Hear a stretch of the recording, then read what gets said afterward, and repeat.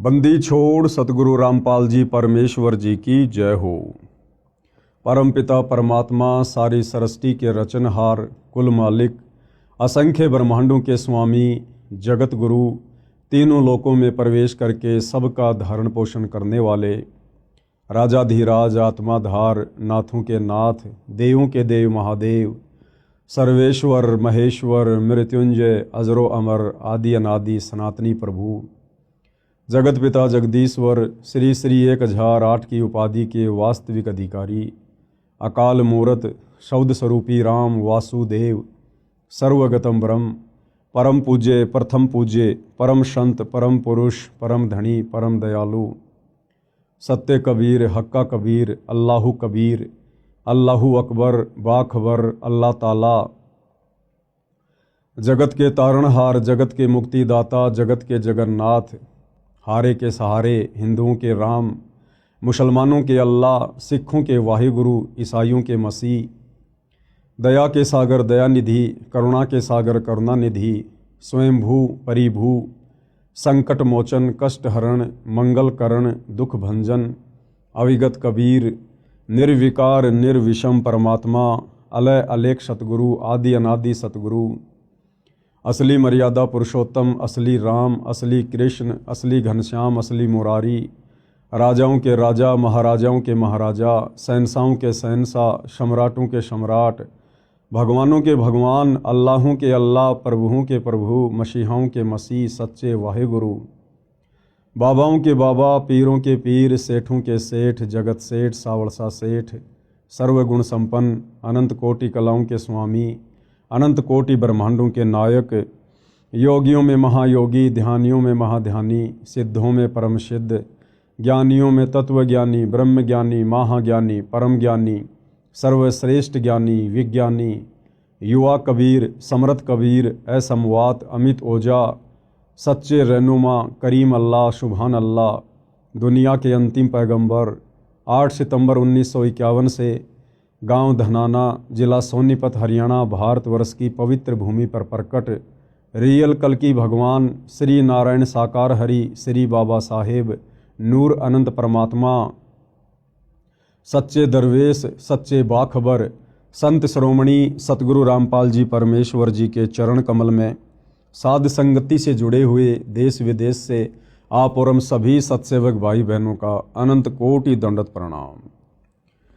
भाई और बहनों, बहुत बड़ी रजा, बहुत बड़ी मेहर पूज्य गुरुदेव भगवान की, परमेश्वर रामपाल जी की, जिनके शुभ आशीर्वाद से, विशेष आशीर्वाद से, उन्हीं के कर कमल से लिखित पवित्र पुस्तक हिंदू साहिबान नहीं समझे गीता वेद पुराण, इस पवित्र पुस्तक के ऊपर वीडियो बनाने की श्रृंखला शुरू हुई है।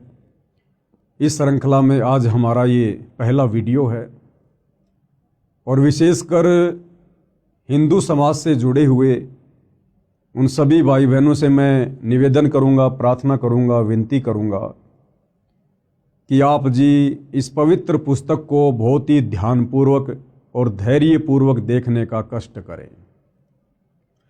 देखिए, जब तक हम किसी के विचार नहीं सुनेंगे, हम किसी के विषय में जानेंगे नहीं, तो हमें उनके विषय में कभी भी पता नहीं चलेगा। और यदि हम लोगों की कही हुई बातों को सुनकर या भेड़ चाल में वर्तमान में जो दुनिया चल रही है, अगर हम भी उसी चाल का हिस्सा बनकर किसी को जज करेंगे तो हम कभी भी अध्यात्म में निष्कर्ष तक नहीं पहुंच सकते। और यदि हम अध्यात्म में निष्कर्ष तक नहीं पहुंचे तो हमारा ये अनमोल मनुष्य जीवन बर्बाद हो जाएगा, क्योंकि परमपिता परमेश्वर जी ने ये मनुष्य जन्म, चाहे स्त्री का हो या पुरुष का हो, जो कि 84 लाख योनियों से भिन्न है, हमें परमेश्वर ने केवल शास्त्र अनुकूल सत भक्ति, सच्चे सतगुरु से लेकर करके मोक्ष प्राप्ति के लिए मिला है। और यदि हमने इस मनुष्य जन्म से शास्त्र अनुकूल सत भक्ति, सच्चे सतगुरु से उपदेश लेकर नहीं की, तो भाई और बहनों, परमपिता परमेश्वर हमें अगला जन्म 184 में देंगे। 184 योनियाँ जो हम अपने आसपास प्रतिदिन देखते हैं, गधे, कुत्ते, सूअर, बैल, भैंस, जंगली जानवर, कीट पतंग, फिर हमें ये मनुष्य जन्म मिलेंगे। और आज जो सुख सुविधा हमें प्राप्त है इस मनुष्य जीवन में, फिर उन 1,84 वाले शरीरों में ये सुविधा हमें कदापि प्राप्त नहीं होगी। और काफ़ी समय तक फिर परमेश्वर हमें पुनः मनुष्य जन्म भी नहीं देंगे, क्योंकि 1,84 योनियां भोगने के बाद एक मनुष्य जन्म परमात्मा सिर्फ और सिर्फ सच्चे सतगुरु से उपदेश लेकर सत भक्ति करने के लिए प्रदान करते हैं। इसलिए भाइयों और बहनों, आप इस मनुष्य जन्म की कीमत को समझिए और ये मनुष्य जन्म जिन श्वासों के ऊपर टिका हुआ है उन श्वासों की कीमत को समझिए। सतगुरु रामपाल जी क्या समझाना चाहते हैं, क्या संदेशा वो समाज को देना चाहते हैं, क्यों उन्होंने सन 1994 से अपना जीवन परमार्थ के कार्यों के लिए न्योछावर कर दिया और वर्तमान में भी पूरी तरह से संघर्षरत हैं परमार्थ के लिए। तो महापुरुषों के जीवन में जब तक हम झांक कर देखेंगे नहीं भाई और बहनों, हम सच्चाई से रूबरू नहीं हो सकते हैं। तो अब ये पवित्र पुस्तक हिंदू साहिबान नहीं समझे गीता वेद पुराण, मैं अपनी तरफ से इस पुस्तक के विषय में ज़्यादा कुछ नहीं बोलूँगा, क्योंकि इस पुस्तक में बहुत कुछ, या यूं कह लीजिए सब कुछ सतगुरु रामपाल जी परमेश्वर जी ने डाल दिया है। आपने सिर्फ घर बैठे इस पुस्तक को ध्यानपूर्वक प्रतिदिन रात्रि 9 बजे मुझ पवन दास के फेसबुक पेज पवन दास इस लाइव के ऊपर अपनी आंखों से देखकर जज करना है। आप चाहें तो पवित्र गीता जी को, जो गीता प्रेस गोरखपुर से प्रकाशित है, विशेषकर हिंदू समाज जिसको परम सत्य मानता है, आप जी उस गीता को भी अपने साथ में रखिए। वो गीता जी कौन सी है, कहाँ मिलेगी, कहाँ से प्रकाशित हैं, इस पुस्तक में आपको बताया जाएगा, समझाया जाएगा। गीता जी आप अपने साथ रखिए, ऐसा इसलिए कहा जा रहा है ताकि आपके मन में कोई भी डाउट पैदा ना हो। यदि आपको लगे कि संत रामपाल जी ने अपनी पुस्तक में जो बातें लिखी हैं गीता जी के विषय में, वेदों के विषय में, पुराणों के विषय में, और यदि आपको लगता है कि वो गलत हैं, तो आप जी अपनी पवित्र पुस्तक गीता जी को उठाकर खोलकर वो श्लोक, वो अध्याय मिला सकते हैं अपनी संतुष्टि के लिए। अन्यथा सतगुरु रामपाल जी ने तो अक्षर अक्षर परम सत्य ही लिखा है। तो भाइयों और बहनों, अब हम सीधा पुस्तक की ओर चलते हैं और ये पवित्र पुस्तक समाज को क्या संदेशा देना चाहती है, इस पर हम विचार करेंगे। हिंदू साहिबान नहीं समझे गीता वेद पुराण। आज हम इसके प्रथम अध्याय को लेते हैं। सबसे पहले 2 शब्द। विश्व के सब भाइयों तथा बहनों को मेरा सत सत प्रणाम। भाई और बहनों, अभी हम नादान हैं, अध्यात्म से अपरिचित हैं। जिस समय हम अध्यात्म की गहराई को छुएंगे, हम शास्त्र अनुकूल सत भक्ति को ग्रहण करेंगे, सतगुरु रामपाल जी को सतगुरु के रूप में धारण करेंगे, उस समय आपको बहुत ज़्यादा पछतावा होगा। किस बात को लेकर? कि हम नादान प्राणियों को समझाने के लिए सतगुरु रामपाल जी हमें कह रहे हैं सत सत प्रणाम, जबकि अनंत बार कोटि कोटि प्रणाम हम लोगों ने सतगुरु रामपाल जी के चरणों में कहना चाहिए। परंतु अभी हम अध्यात्म से अनजान हैं, नादान हैं, भ्रमित हैं। हर धर्म के प्रत्येक धर्म गुरु ने समस्त समाज के अनुयायियों को शास्त्र विरुद्ध साधना पर लगाकर भक्ति और भगवान से कोसों दूर कर दिया है, और भगत समाज सच्चे गुरु की पहचान करना भी भूल चुका है। क्योंकि किसी भी धर्म का व्यक्ति हो, वो केवल उस धर्म की पुस्तकों का नाम तो जानता है, लेकिन पुस्तकों के अंदर ज्ञान क्या छुपा हुआ है, वो पुस्तकें कहना क्या चाहती हैं, समझा क्या रही हैं, वो ना हमारे धर्म गुरुओं को पता है और ना आम नागरिकों को पता है। और जब हमें इस बात का पता चलेगा सतगुरु रामपाल जी से उपदेश लेकर या उनके सत्संग सुनकर, उसके बाद ये जो शब्द यहाँ लिखे हुए हैं इस पुस्तक में सतगुरु रामपाल जी की तरफ से कि सत सत प्रणाम, उसके बाद हम उनके चरण कमल में कहेंगे गुरुदेव भगवान के चरण कमल में अनंत कोटि दंडवत प्रणाम।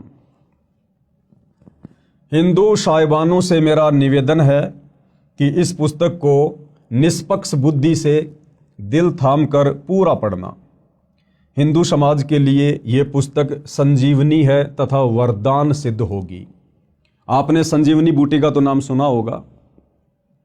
जब लक्ष्मण जी के प्राण संकट में थे तो हनुमान जी को सेवा दी गई द्रोणागिरी पर्वत से संजीवनी बूटी लाने की।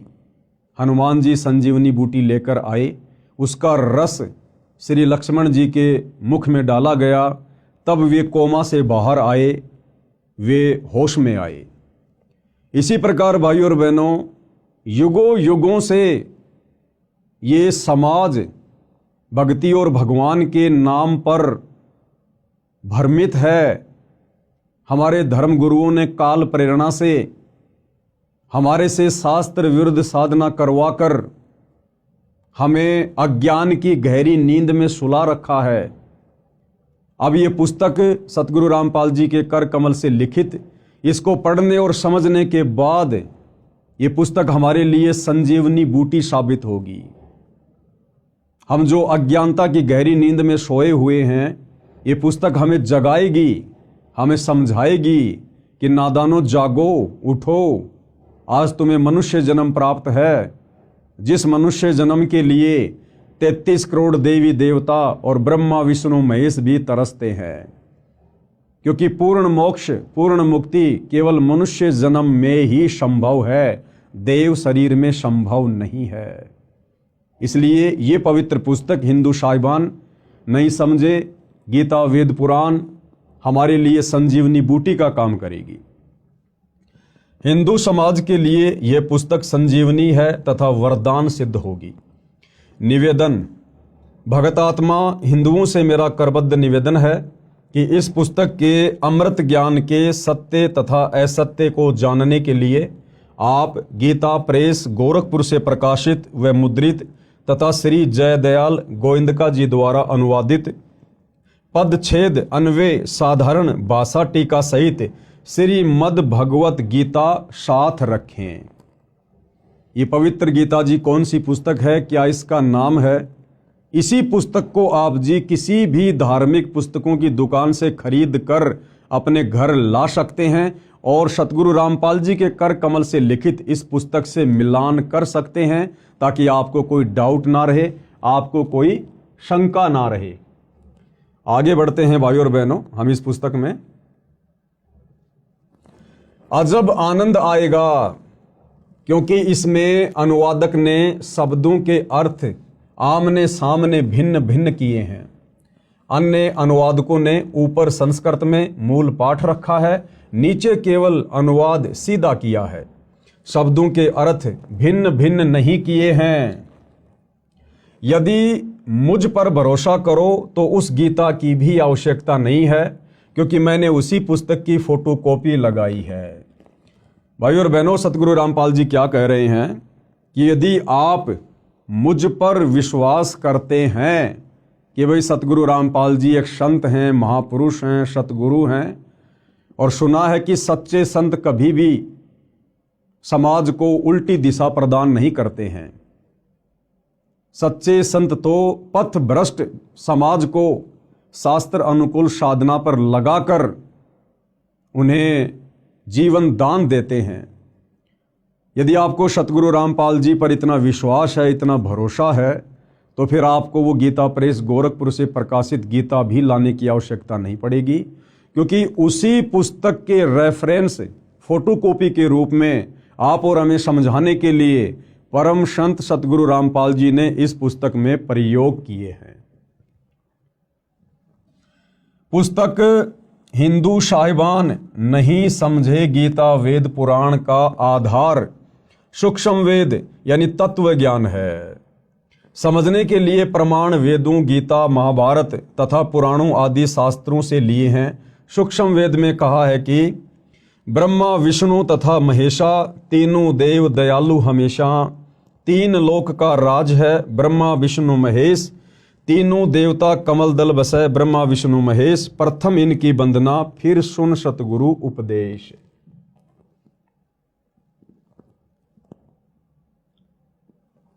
अर्थात सूक्ष्म वेद में अध्यात्म का संपूर्ण ज्ञान है। भाइयों और बहनों, ध्यान देना, यहां पर सतगुरु रामपाल जी ने इस पुस्तक का आधार बताया है सूक्ष्म वेद। अब ये सूक्ष्म वेद क्या है, 99% समाज इस बात से अपरिचित है। हमने तो केवल 4 वेदों के नाम सुने हैं, यजुर्वेद, ऋग्वेद, अथर्ववेद, सामवेद। अब ये 5वां वेद कौन सा आ गया? ये 5वां वेद इन 4 वेदों का बाप है, इनका पिता है। अध्यात्म से संबंधित कंप्लीट ज्ञान, पूर्ण मुक्ति का मार्ग जो इन 4 वेदों में नहीं है, पवित्र गीता जी में नहीं है, 18 पुराणों में नहीं है, मुसलमानों की तौरात, जबूर, इंजिल, हदीसों में नहीं है, कुरान मजीद, कुरान शरीफ में नहीं है, सिखों के गुरु ग्रंथ साहिब में नहीं है, ईसाइयों की बाइबल में नहीं है, वो कंप्लीट अध्यात्म का ज्ञान, कंप्लीट कोश, कंप्लीट सलेबस 5वें वेद सूक्ष्म वेद में है।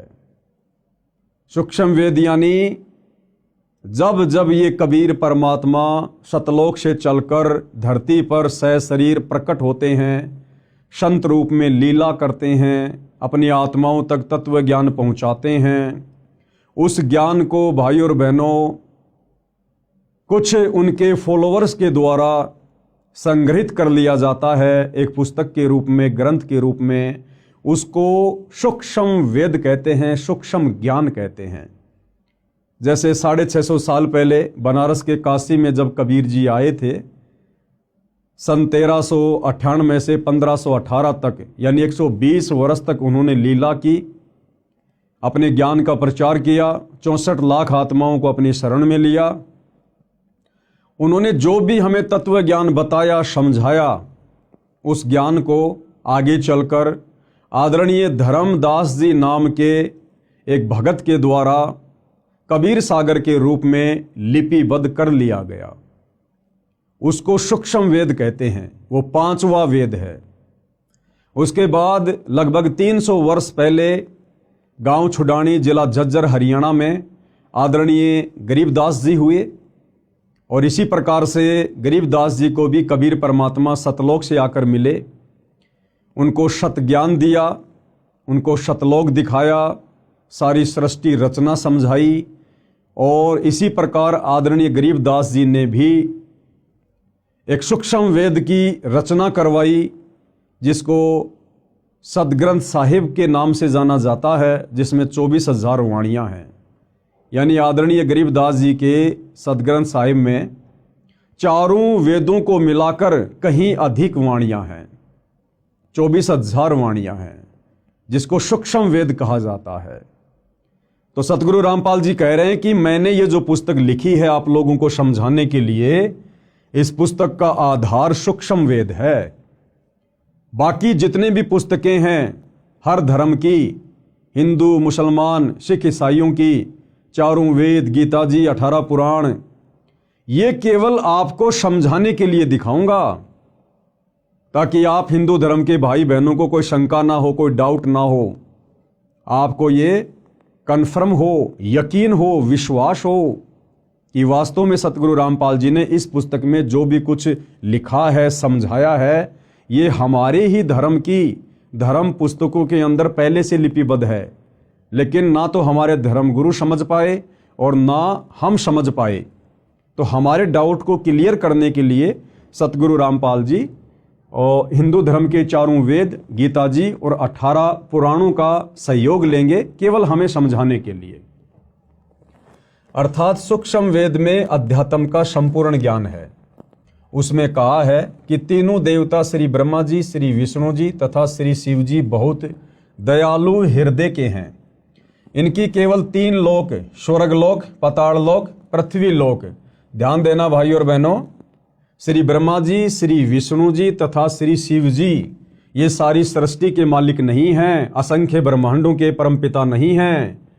इनको केवल 3 लोक दिए गए हैं, केवल 3 लोक। ये केवल 3 लोक में एक एक विभाग संभालते हैं। टोटल 21 ब्रह्मांड हैं। जिस सृष्टि में हम रह रहे हैं यहां टोटल 21 ब्रह्मांड हैं। 21 ब्रह्मांड में एक ब्रह्मांड और एक ब्रह्मांड के अंदर मात्र 3 लोक, पाताल लोक, पृथ्वी लोक और स्वर्ग लोक। केवल इन 3 लोकों के स्वामी हैं ब्रह्मा विष्णु महेश। श्री ब्रह्मा जी रजोगुण के स्वामी हैं, श्री विष्णु जी सतोगुण के स्वामी हैं और श्री शिव जी यानी शंकर जी तमोगुण के स्वामी हैं। स्वर्ग लोक, पाताल लोक, पृथ्वी लोक में सत्ता है इन तीनों की। ये 3 लोक के मालिक हैं, परंतु लोक तो बहुत सारे हैं जिनका मालिक परम अक्षर ब्रह्म है। इन 3 लोकों के अलावा जितनी भी सृष्टि है, जितने भी ब्रह्मांड हैं और इंक्लूड तीनों लोक, इन सब के ऊपर जो सत्ता है वो परम अक्षर ब्रह्म की है, पूर्ण ब्रह्म परमात्मा की है, कबीर देव की है, जिसकी सत्ता तीनों लोकों समेत सब पर है। मोक्ष प्राप्ति के लिए प्रथम इन तीनों देवताओं की वंदना अर्थात मान सम्मान यानी साधना करनी होती है। परमपिता परमेश्वर जी ने अपना एक मैनेजमेंट बना रखा है, एक सिस्टम बना रखा है इस सृष्टि को चलाने के लिए, और उस सिस्टम के अंतर्गत ब्रह्मा विष्णु महेश जी तो केवल एक मैनेजर के रूप में कार्य कर रहे हैं। जिस प्रकार से एक फैक्ट्री होती है, फैक्ट्री का एक मालिक होता है, मालिक के बहुत सारे नौकर होते हैं, सुपरवाइजर होते हैं, उन सब पर निगाह रखने के लिए, उन सब से कार्य करवाने के लिए मालिक अपना एक मैनेजर नियुक्त करता है, जो उस कंपनी के मालिक की गैर हाजिरी में सर्व कार्यों की देख रेख करता है और सारी रिपोर्ट अपने मालिक को देता रहता है। इसी प्रकार ये जो पूरी कायनात है, मुसलमान धर्म में जिसको कायनात कहते हैं, हिंदू भाई बहन जिसको सृष्टि कहते हैं, इस पूरी सृष्टि का, इस पूरी कायनात का मालिक एक ही है, कबीर भगवान। गीता जी में जिसको परम अक्षर ब्रह्म की संज्ञा दी गई है, यानी सर्वश्रेष्ठ परमात्मा, उत्तम परमात्मा। और ये जो ब्रह्मा विष्णु महेश जी हैं, ये उस परम अक्षर ब्रह्म के एक ब्रह्मांड में 3 लोकों में केवल एक एक विभाग पर मैनेजर की पदवी पर नियुक्त हैं। रजोगुण विभाग ब्रह्मा जी के अंडर में, शतोगुण विभाग श्री विष्णु जी के अंडर में और तमोगुण विभाग श्री शंकर जी के अंडर में। अर्थात मान सम्मान यानी साधना करनी होती है। फिर सतगुरु का उपदेश सुनो जो परम अक्षर ब्रह्म की पूजा साधना बताएगा। उस संत से तत्व ज्ञान सुनो। तत्वदर्शी संत पूर्ण मोक्ष प्राप्ति की साधना यानी पूजा बताता है। पूर्ण मोक्ष के लिए इन तीनों देवताओं की शास्त्रोक्त साधना करनी होती है।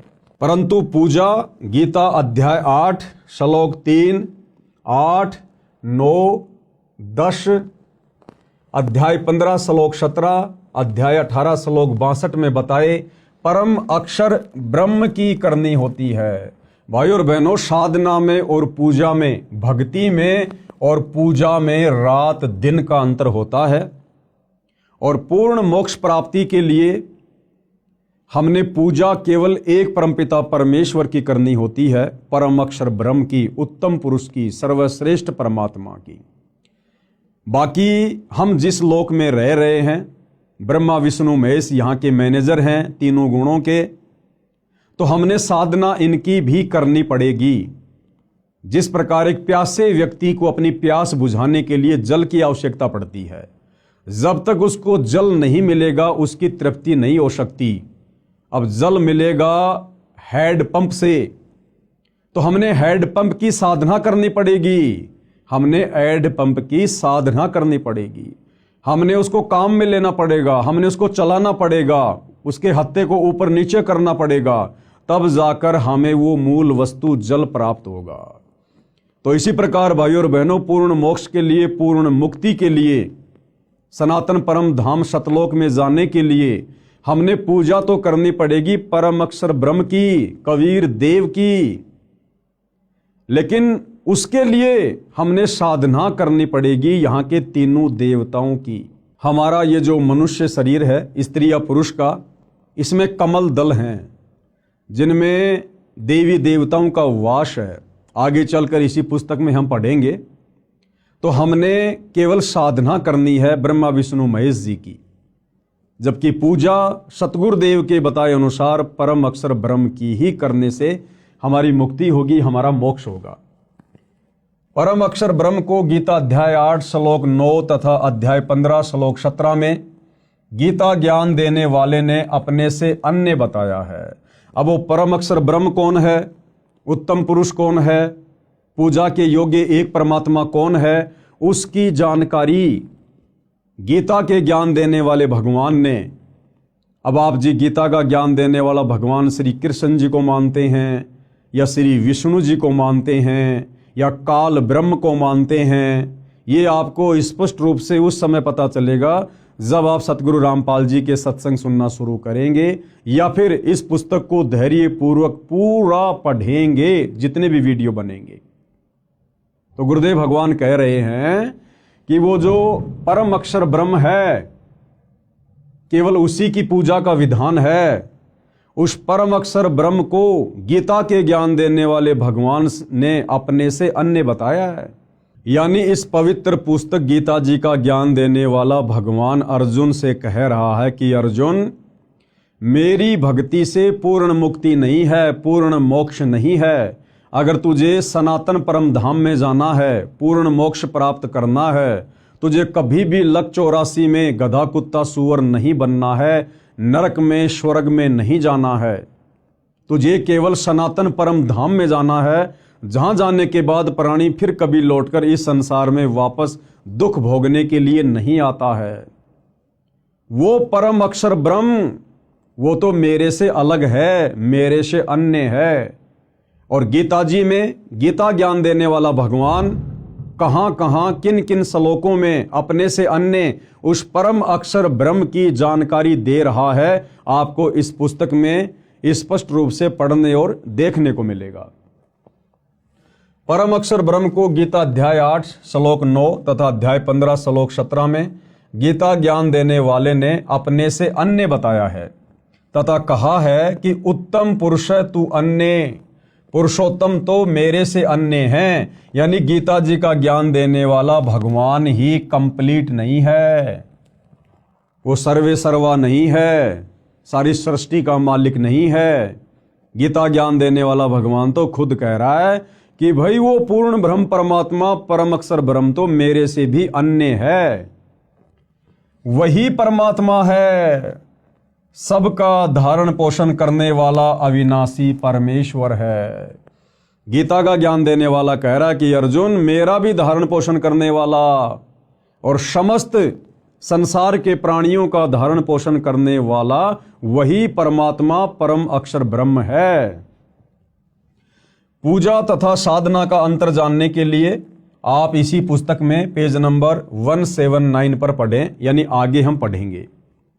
मेरा उद्देश्य, सतगुरु रामपाल जी क्या कह रहे हैं कि उनका क्या मकसद है, क्या उनका उद्देश्य है इस पुस्तक को लिखने का और इस पुस्तक के माध्यम से भगत समाज को जगाने का। विश्व के मानव को सत्य ज्ञान सुनाकर सनातनी बनाना है, सनातनी। क्योंकि पिछला इतिहास बताता है कि पहले केवल एक सनातन पंथ यानी धर्म ही था। तत्व ज्ञान के अभाव से हम धर्मों में बंटते चले गए, जो विश्व में अशांति का कारण बना है। एक दूसरे के जानी दुश्मन बन गए हैं। यह बात विश्व का मानव निर्विरोध मानता है कि सबका मालिक यानी परमात्मा एक है। ये बात तो सभी मानते हैं कि भाई पूरे विश्व का मालिक सबका भगवान एक ही है। परंतु वह कौन है, कैसा है, यानी साकार है या निराकार है। मानव रूप में है या अन्य रूप में है, यह प्रश्नवाचक चिन्ह अभी तक लगा है। जैसे भाइयों और बहनों, कोई व्यक्ति चाहे किसी की भी पूजा करता है, किसी भी धर्म का है, जैसे हिंदू धर्म की हम बात करें, एक व्यक्ति को सारा जीवन बीत जाता है देवी देवताओं की पूजा करते हुए, ब्रह्मा विष्णु महेश की पूजा करते हुए, और जब उस व्यक्ति के ऊपर कोई विशेष आपत्ति, विशेष संकट आता है और जब उसका कहीं कोई समाधान नहीं निकलता है, तो अंत में वो व्यक्ति थक हार कर अंतरात्मा से पुकार करता है कि हे सच्चे परमात्मा, हे सबके मालिक। उस समय वो व्यक्ति भूल जाता है कि मैं तो ब्रह्मा जी का पुजारी हूं, मैं शंकर जी और विष्णु जी का पुजारी हूं, मैं तो देवी देवताओं का पुजारी हूं। उस समय वो व्यक्ति अंतरात्मा से यही पुकार करता है कि हे सच्चे मालिक, हे सबके परमात्मा, हे भगवान। क्योंकि आत्मा उसको आभास है कि परमात्मा तो एक ही है।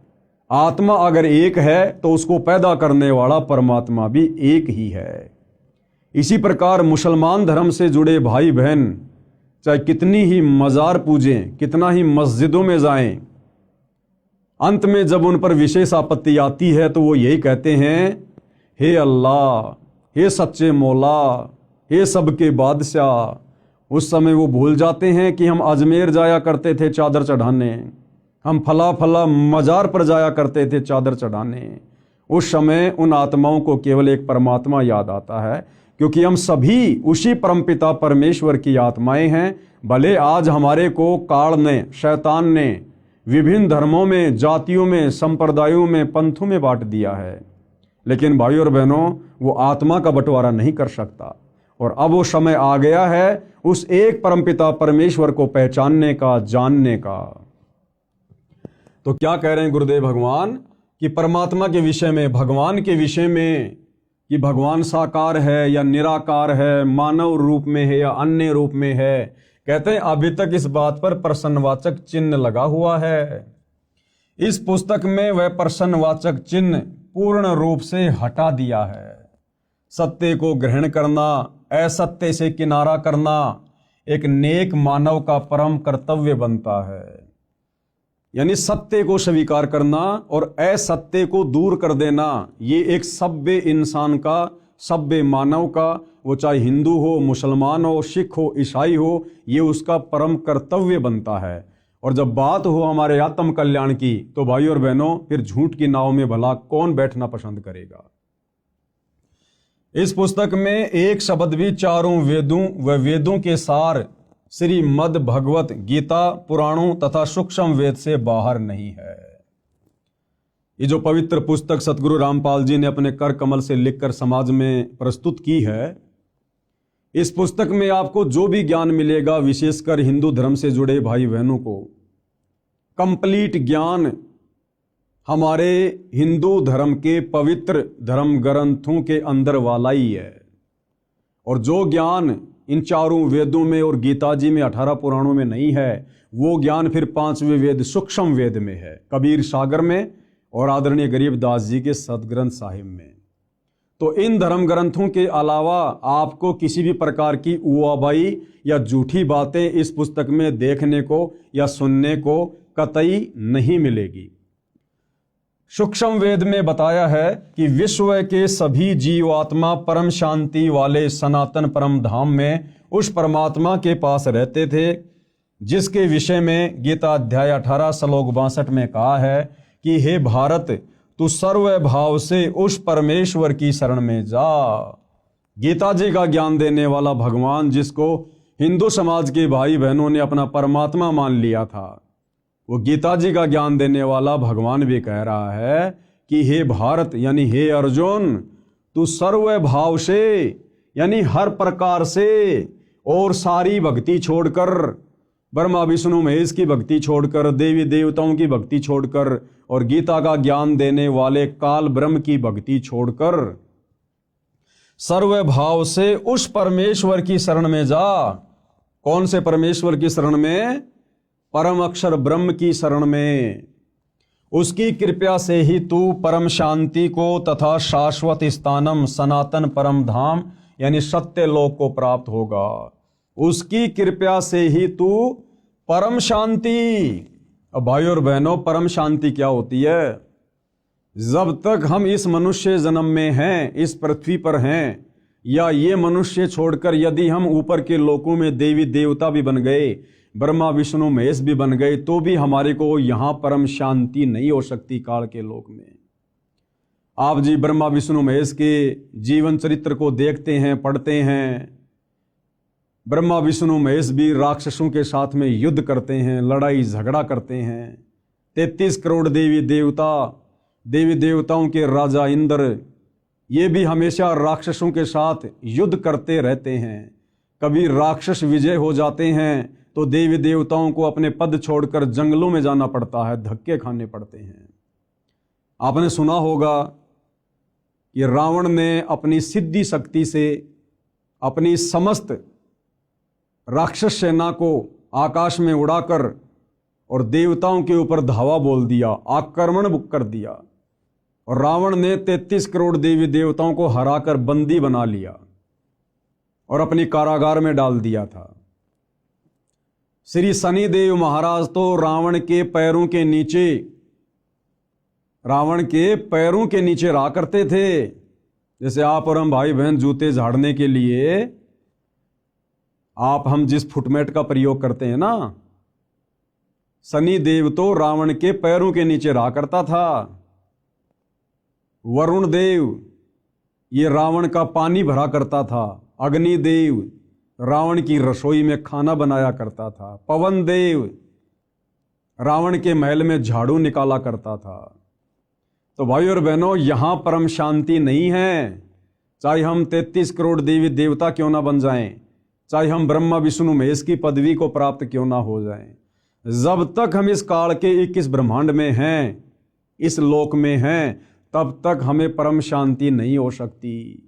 तो गीता का ज्ञान देने वाला भगवान काल ब्रह्म कह रहा है कि उसकी कृपा से ही तू परम शांति को तथा शाश्वत स्थानम, यानी जिस स्थान का, जिस लोक का, जिस सृष्टि का किसी भी देश काल और परिस्थिति में विनाश ना हो, जो कभी भी नष्ट ना होती हो, जहां कभी कोई प्रलय ना आती हो, महाप्रलय ना हो, कहते हैं तू उसको प्राप्त हो जाएगा, तू वहां चला जाएगा उस परम अक्षर ब्रह्म की कृपा से, उसकी भक्ति करके।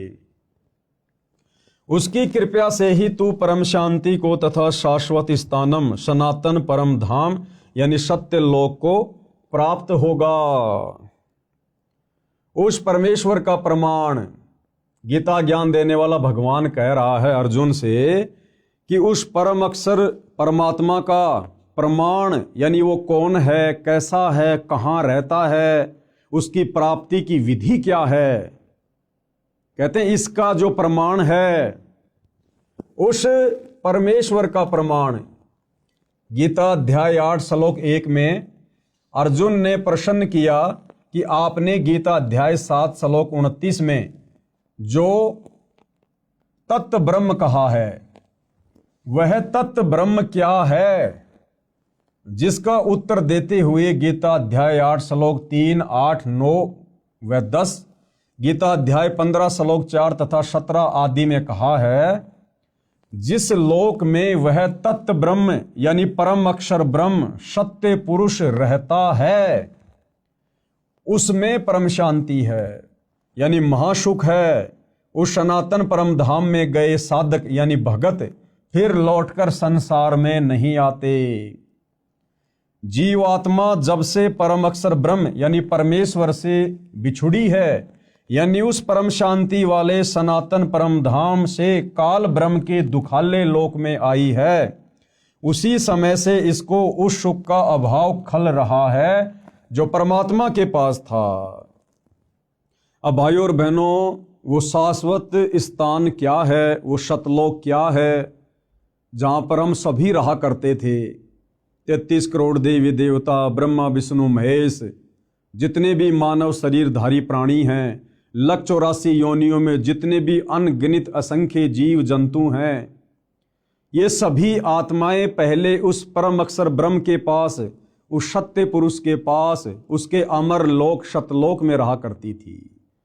हम सब भाई बहन वहां से क्यों आए, हमने वहां पर क्या गलती कर दी थी, जिस कारण से उस परम अक्षर ब्रह्म ने, परमपिता परमात्मा ने, सत्य पुरुष ने हम सभी को वहां से नीचे भेजना पड़ा इस काल के साथ, इस काल के लोक में, जहां हम असंख्य युगों से यहां कष्ट उठा रहे हैं।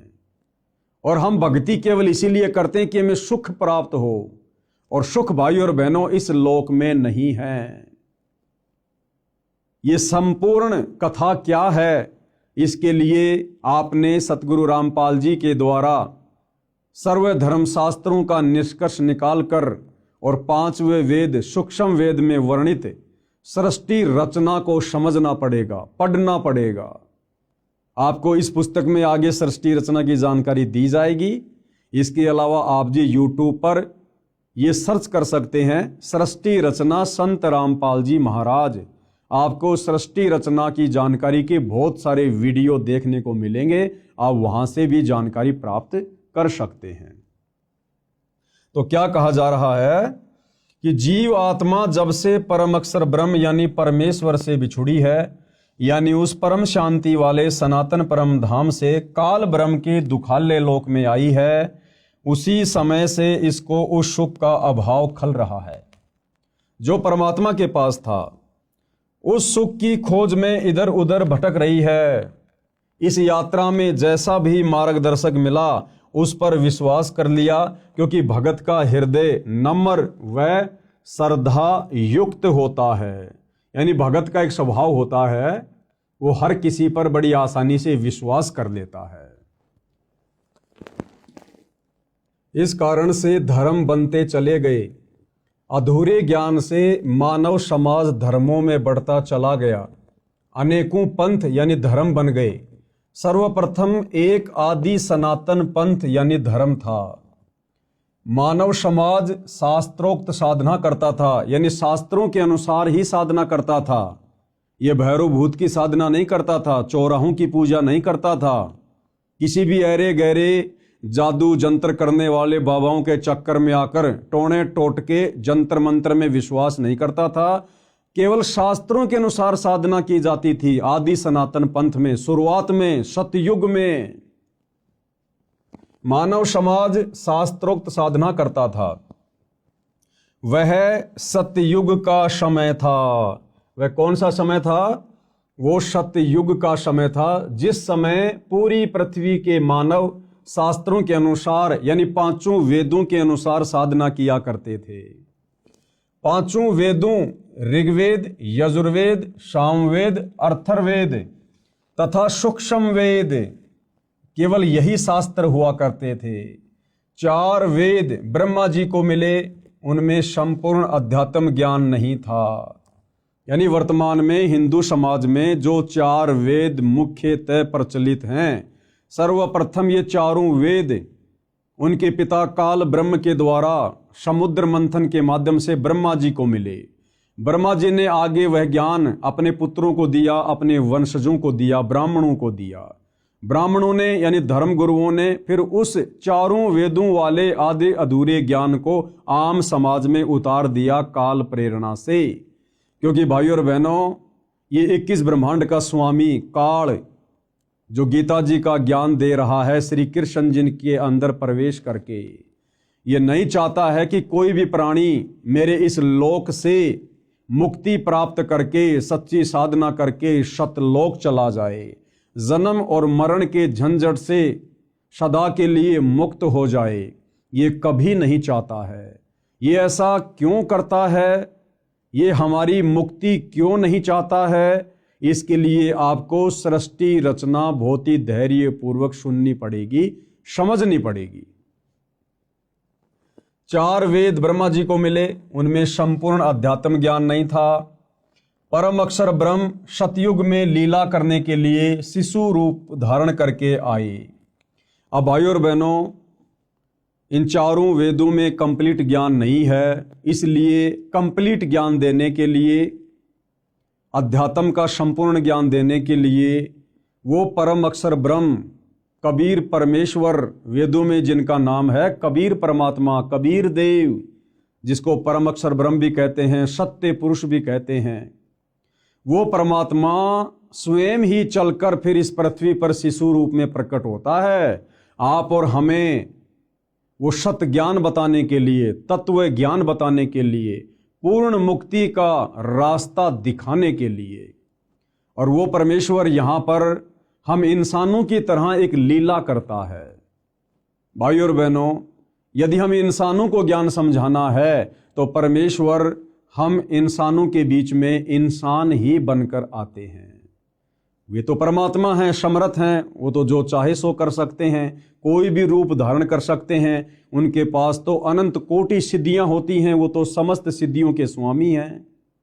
वो परमेश्वर तो हाथी का रूप भी धारण कर लेगा, लेकिन क्या हम इंसान उस हाथी की भाषा समझने में समर्थ हैं? बिल्कुल नहीं।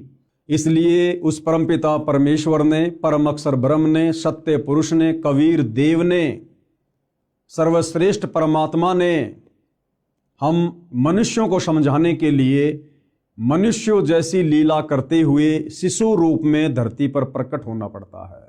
और वो परमात्मा सतयुग में भी आता है, प्रकट होता है, लीला करता है, अपना ज्ञान बताता है।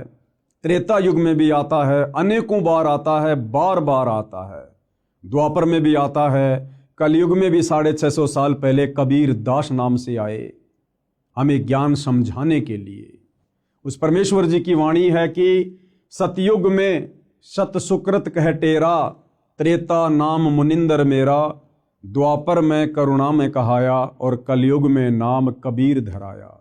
सतयुग में वो सत्य पुरुष परम अक्षर ब्रह्म कबीर देव सत सुकृत ऋषि के नाम से प्रकट हुए, त्रेता में मुनिंदर ऋषि के नाम से प्रकट हुए, द्वापर में करुणा में ऋषि के नाम से प्रकट हुए और कलयुग में 650 वर्ष पहले कबीर नाम से प्रकट हुए। अधिक जानकारी हम आगे इस पुस्तक में पढ़ेंगे।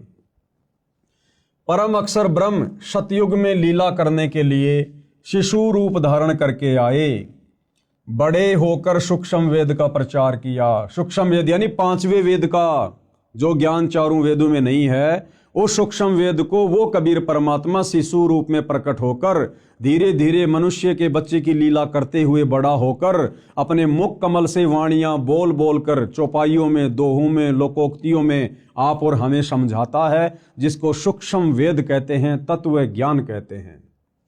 बड़े होकर सूक्ष्म वेद का प्रचार किया। तब तक उस समय के ऋषियों ने चारों वेदों वाला ज्ञान पढ़ लिया था। सूक्ष्म वेद वाला कुछ ज्ञान चारों वेदों में न होने के कारण उसको गलत माना। अब इन चारों वेदों में वो सूक्ष्म वेद वाला ज्ञान नहीं है, तभी तो इन चारों वेदों के ज्ञान को आधा अधूरा कहा जाता है, इन चारों वेदों को अनकंप्लीट कहा जाता है। तो जिस समय वो सत्य पुरुष परम अक्षर ब्रह्म कबीर देव सतयुग में एक शिशु के रूप में प्रकट होते हैं, उससे पहले ये काल ब्रह्म ज्योति निरंजन अपने पुत्र ब्रह्मा को समुद्र मंथन के माध्यम से चारों वेद देकर आम समाज में उस ज्ञान का प्रचार प्रसार करवा चुका होता है। हमारे बड़े बड़े ऋषि मुनि, साधु संत महात्मा, ब्रह्मा जी के वंशज मनु जैसे, शाश्वत जैसे, ये उस ज्ञान को पढ़ चुके होते हैं, चारों वेदों वाले को, और आम समाज में उस ज्ञान का प्रचार प्रसार करना शुरू कर देते हैं।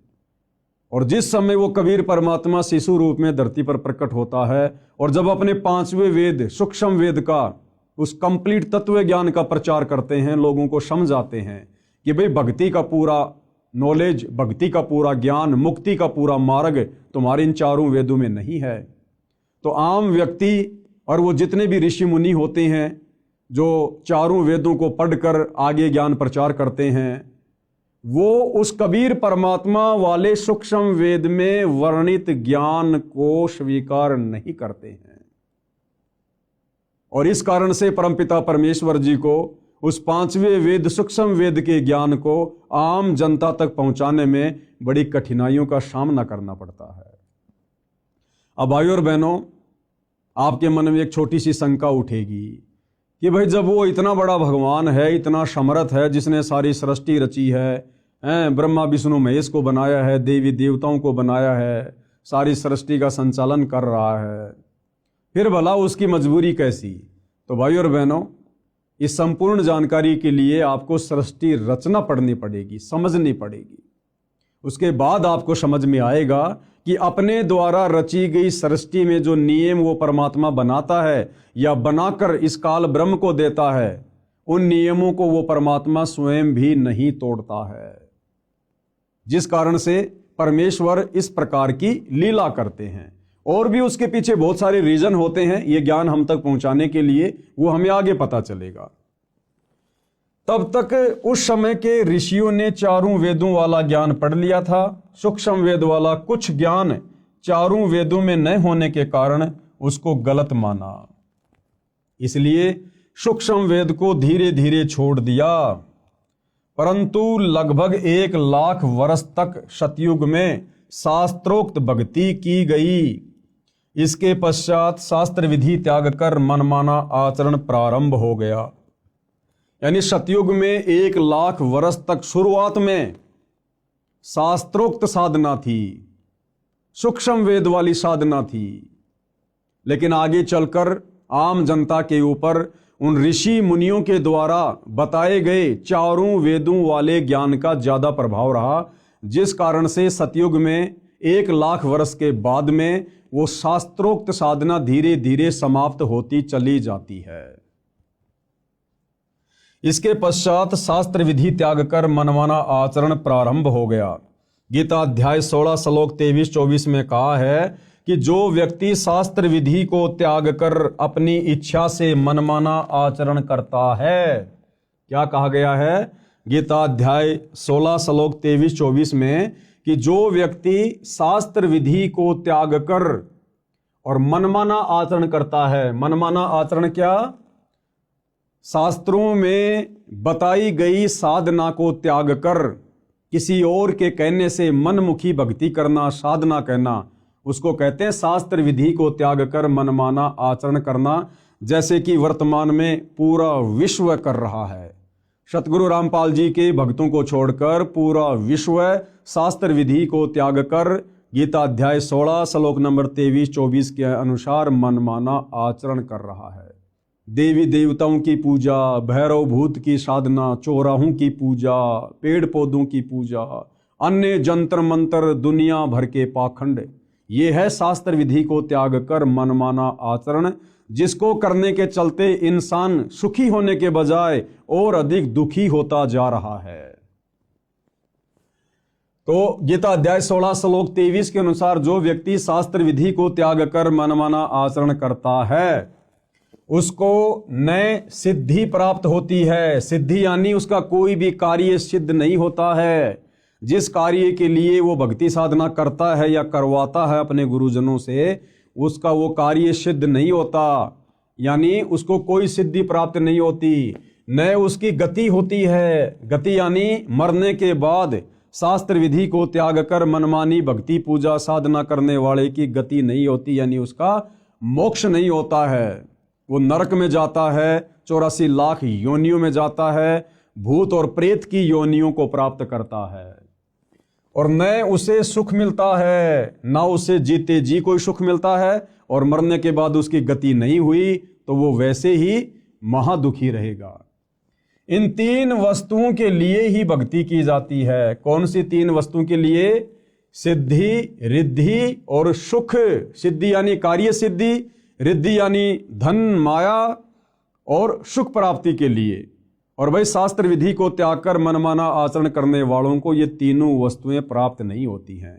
और यदि फिर भी किसी को लगता है कि भैया हम तो यही छोटी मोटी भक्ति कर रहे हैं, जिस भक्ति का ना कोई सिर है, ना कोई पैर है, ना जिसका कोई आधार है, यानी गीता अध्याय 16 श्लोक नंबर 23-24 के अनुसार मनमाना आचरण है कि भाई हम तो यही साधना कर रहे हैं परंपरागत जो हमारे पूर्वज कर रहे थे, फिर भी देखो हमारे को सर्व सुख प्राप्त हैं, तो उस भाई को ये समझना चाहिए कि वो सर्व सुख रिद्धि सिद्धि तुम्हें वर्तमान में की गई भक्ति साधना से प्राप्त नहीं हो रहे। ये तुम्हारे पूर्व जन्मों की भक्ति का प्रतिफल है जो तुम्हें वर्तमान में मिल रहा है। तुम्हारी वर्तमान साधना से तुम्हें कोई किसी प्रकार का लाभ नहीं हो सकता है। ये जब कभी तुम्हें पहले मनुष्य जन्म प्राप्त था और उस समय तुमने जो और जैसी थोड़ी बहुत शास्त्रों के अनुसार शत भक्ति की, उस शत भक्ति के कारण तुम्हारी जो भक्ति कमाई तुम्हारे भक्ति वाले अकाउंट में जमा हो गई थी, वर्तमान मनुष्य जन्म में केवल तुम्हें उसी भक्ति से वो लाभ हो रहे हैं। जिस प्रकार भाइयों और बहनों, आपने लाइट में इन्वर्टर लगाकर बैटरी को फुल चार्ज कर लिया और लाइट अचानक से चली गई, लाइट अचानक से चली गई, आपका इन्वर्टर अभी भी उस पलक में लगा हुआ है, उस पॉइंट में लगा हुआ है जिसमें लाइट नहीं आ रही है, और आपके पंखे भी चल रहे हैं, आपकी बैटरी भी चल रही है, क्योंकि आपका इन्वर्टर काम कर रहा है, भले लाइट चली गई। अब कोई व्यक्ति ये कहे भैया ये तुम्हारी जो लाइट है, तुम्हारी जो पंखे हैं ना, ये लाइट से नहीं चल रहे, बिजली से नहीं चल रहे, क्योंकि बिजली तो आ ही नहीं रही। और वो व्यक्ति कहेगी नहीं, ये लाइट से ही चल रहे हैं, देखो मैंने मेरा इन्वर्टर लाइट में लगा रखा है। भाइयों और बहनों, वर्तमान में लाइट नहीं आ रही है, लेकिन लाइट में चार्जर लगाकर उसने जो बैटरी चार्ज कर रखी थी, उस बैटरी से फिलहाल उसको वो सुविधा मिल रही है, पंखे चल रहे हैं, ट्यूब जल रही है। और जब वो बैटरी डिस्चार्ज हो जाएगी, उस समय उसकी सारी सुविधाएं स्वतः बंद हो जाएगी। ठीक इसी प्रकार भाइयों और बहनों, वर्तमान में सतगुरु रामपाल जी के भक्तों के अलावा पृथ्वी पर कोई भी प्राणी, वो चाहे पृथ्वी लोक में हो चाहे देवलोक में हो, वो शास्त्र अनुकूल शत भक्ति नहीं कर रहे हैं। और फिर भी यदि उन्हें सर्व सुख प्राप्त हैं, तो किसी पूर्व जन्म में उन्होंने जो शास्त्र अनुकूल शत भक्ति की थी, अपनी जो बैटरी चार्ज की थी, आज अपनी खुद की वो बैटरी चार्ज की गई भक्ति कमाई खा रहे हैं, खर्च कर रहे हैं। चाहे कोई सरपंच बना हुआ है, चाहे कोई एमएलए है, एमपी है, मंत्री है, मुख्यमंत्री है, प्रधानमंत्री है या राष्ट्रपति है, जो व्यक्ति वर्तमान में सतगुरु रामपाल जी को सतगुरु धारण करके सत भक्ति नहीं कर रहा है, वो व्यक्ति अपने पूर्व जन्मों की भक्ति मलाई खा रहा है, खर्च कर रहा है। और एक दिन वो बैटरी डिस्चार्ज होगी और फिर उस व्यक्ति के ऊपर वो समस्त आपत्तियां, आपदाएं आनी शुरू हो जाएंगी, जो एक भक्तिहीन प्राणी के ऊपर ऑलरेडी आ रही है। इसलिए भाइयों और बहनों, सत भक्ति रूपी चार्जर वर्तमान में पूरी पृथ्वी पर केवल सतगुरु रामपाल जी के पास में है।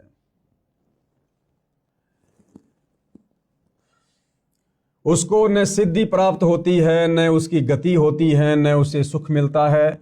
इन तीन वस्तुओं के लिए ही भक्ति की जाती है। संत गरीबदास जी ने सूक्ष्म वेद में कहा है, आदि सनातन पंथ हमारा, जानत नहीं इसे संसारा। अब ये आदरणीय गरीबदास जी कौन है, इनका सूक्ष्म वेद क्या है, ये सारी जानकारी आपको आगे इसी पुस्तक में मिलेगी। संत गरीबदास जी ने सूक्ष्म वेद में कहा है, आदि सनातन पंथ हमारा और जानत नहीं इसे संसारा। सट दर्शन सब खटपट होई, हमरा पंथ ना पावे कोई। सट दर्शन सब खटपट होई। सट दर्शनी साधु, ये गिरी, पुरी, नागा, वैष्णव, ओगट, इस प्रकार के जो संप्रदाय हैं, इनको शट दर्शनी साधु कहा जाता है। कहते हैं ये तो केवल उआबाई बक रहे हैं, उल्टी साधना कर रहे हैं, मनमाना आचरण कर रहे हैं। इन सट दर्शनी साधु संतों की, इन पंथों की साधना शास्त्रों के अनुसार नहीं है। हमरा पंथ ना पावे कोई। आदरणीय गरीबदास जी कह रहे हैं कि हमारे पंथ में जो शास्त्र अनुकूल साधना है, उसको कोई प्राप्त नहीं कर पा रहा है। इन पंथों से वह पंथ अलैदा, इन सट दर्शनी पंथों से उस परमपिता परमेश्वर का, अक्षर पुरुष का, सत्य पुरुष का जो पंथ है, जो भक्ति मार्ग है, वो अलग है, क्योंकि वो पांचवें वेद सूक्ष्म वेद के ऊपर आधारित है। और पंथों बीच सब ज्ञान है बैदा, और बाकी जितने भी पंथ हैं, धर्म है, उनमें जो ज्ञान है वो बैदा यानी बेकार है, व्यर्थ है, उससे मुक्ति नहीं हो सकती, लक 84 से पीछा नहीं छूट सकता। अर्थात हमारा आदि सनातन पंथ है, जिसको संसार के व्यक्ति नहीं जानते। वह आदि सनातन पंथ सब पंथों से भिन्न है। गीता अध्याय 17 श्लोक 23 में कहा है कि पूरा यानी सृष्टि की आदि में यानी शुरुआत में जिस ब्राह्मण यानी सच्चिदानंद घन ब्रह्म की साधना 3 नामों ओम तत् सत वाली की जाती थी। जो 3 विधि से सुमरण किया जाता है, सब ब्राह्मण यानी भगत यानी साधक उसी वेद जिसमें ये 3 नाम का मंत्र लिखा है उसके आधार से यज्ञ साधना करते थे। विशेष ये 3 नाम मंत्र 4 वेदों में नहीं है, केवल सूक्ष्म वेद में है, 5वें वेद में है। गीता जी अध्याय 17 श्लोक 23 में ओम तत् सत इति निर्देश ब्रह्मण त्रिविध समर्थे। ये जो 3 मंत्र हैं ओम तत् सत, ओम तो सीधा सीधा है, तत् और सत ये सांकेतिक है। ये केवल तत्वदर्शी संत ही बता सकता है, पृथ्वी पर अन्य को नहीं पता कि तत् और सत के रूप में वो वास्तविक भक्ति मंत्र क्या हैं। तो गुरुदेव भगवान कह रहे हैं कि इन 4 वेदों में और गीता जी में ओम तत् सत ये तीनों मंत्र पूर्णतया खुलासे के साथ में नहीं है। उसको देने के लिए स्वयं पूर्ण ब्रह्म परमात्मा अक्षर पुरुष ब्रह्म सत्य पुरुष तत्वदर्शी संत के रूप में धरती पर प्रकट होकर ये ज्ञान देता है, जिसके विषय में आगे हम गीता जी में पढ़ेंगे। जिसमें ये 3 नाम का मंत्र लिखा है उसके आधार से यज्ञ साधना करते थे। विशेष ये 3 नाम मंत्र 4 वेदों में नहीं है, ये 3 नाम मंत्र 4 वेदों में नहीं है, गीता जी में नहीं है, मुसलमानों की तौरा जबूर इंजिल और हदीसों में नहीं है, कुरान शरीफ में, कुरान मजीद में नहीं है, गुरु ग्रंथ साहिब में नहीं है, बाइबल में नहीं है। और इन 3 नामों को प्राप्त किए बिना भाइयों और बहनों हमारी पूर्ण मुक्ति नहीं हो सकती। हम सदा सदा के लिए काललोक से बाहर नहीं निकल सकते, उस सनातन परम धाम को प्राप्त नहीं कर सकते।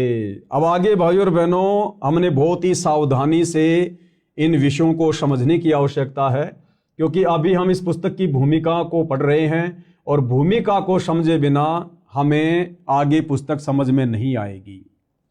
अब विशेषकर हिंदू समाज में एक शब्द बड़ा प्रचलित है, हर कोई कहेगा हम तो सनातनी हैं, हम सनातनी हैं, हमारा सनातन धर्म है, सनातन धर्म है।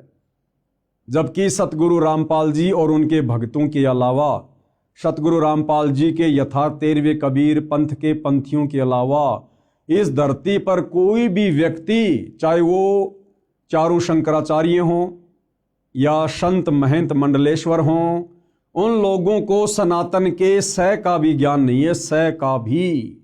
ये सनातन क्या है, सनातनी धर्म क्या है, सनातनी पूजा क्या है, अब आपको विस्तार से सुनने और समझने को मिलेगा। गीता अध्याय 4 श्लोक 1 और 2 में स्पष्ट किया है कि हे अर्जुन, यह योग यानी गीता वाला अर्थात 4 वेदों वाला ज्ञान, योग यानी ज्ञान भक्ति, मैंने सूर्य से कहा था। बहुत सारे भाई बहन अपनी नासमझी के चलते, अपने आधे अधूरे आध्यात्मिक ज्ञान के चलते गीता जी के अध्याय 4 श्लोक 1 और 2 में जो स्पष्ट किया गया है कि हे अर्जुन, ये योग यानी ज्ञान, गीता वाला ज्ञान अर्थात 4 वेदों वाला ज्ञान, क्योंकि ये जो गीता जी है ये 4 वेदों का सार है, 4 वेदों का निष्कर्ष है।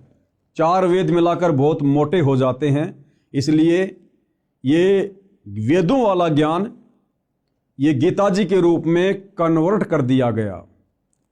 तो 4 वेद कहो या गीता जी कहो, बात एक ही है, 4 वेदों का सार है गीता जी। तो गीता ज्ञान देने वाला भगवान अर्जुन से कह रहा है कि भाई ये जो गीता वाला ज्ञान है ना, ये जो भक्ति की जानकारी है ना, ये सबसे पहले मैंने सूर्य देव को बताई थी, सूर्य देव को समझाई थी, ये ज्ञान सबसे पहले मैंने उसको दिया था। अब बहुत सारे भाई बहन कह देंगे कि भाई ये सूर्य जो आग का गोला है ये भला कैसे ज्ञान समझेगा। भाई यहां पर उस आग के गोले सूर्य को ज्ञान समझाने की बात नहीं कही जा रही।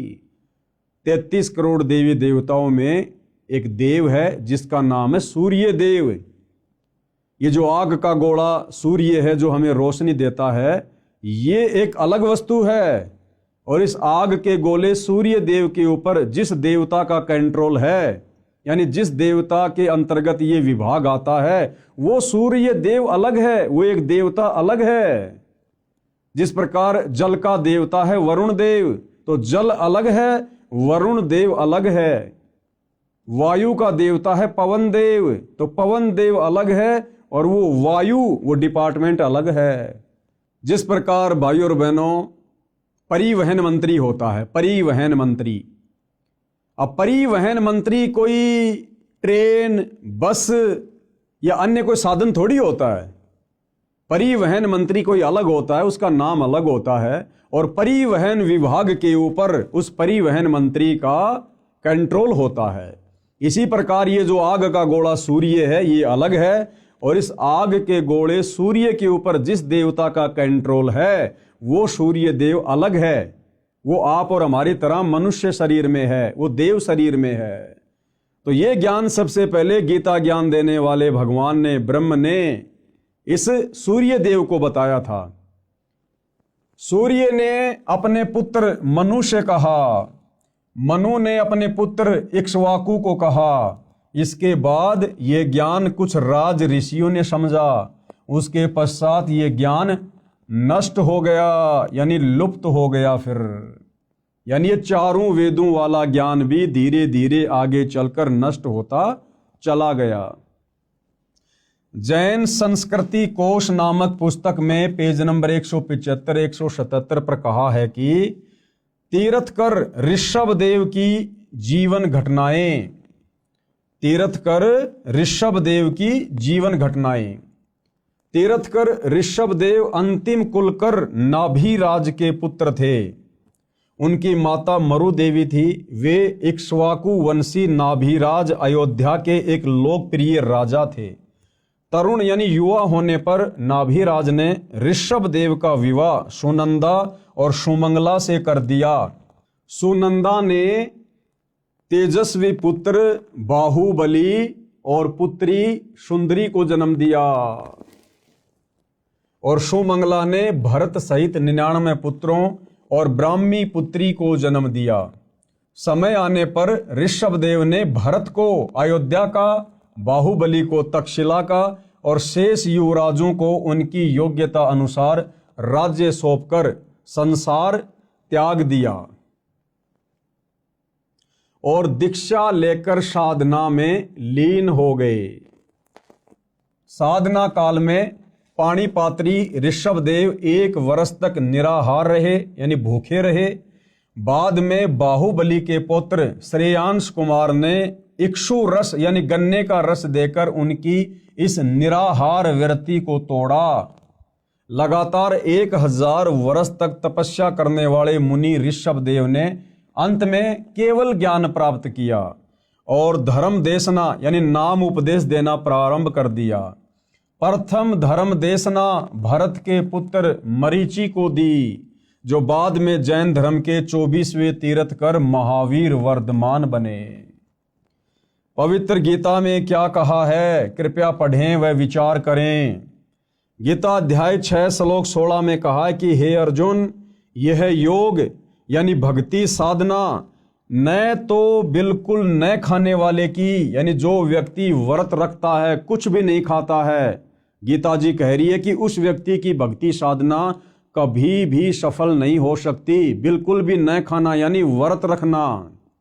यह योग यानी भक्ति साधना न तो बिल्कुल न खाने वाले की यानी व्रत करने वाले की सिद्ध होती है, यानी बिल्कुल भी सिद्ध नहीं होगी, न अधिक खाने वाले की, न अधिक सोने वाले की, न अधिक जागने वाले की सिद्ध होती है।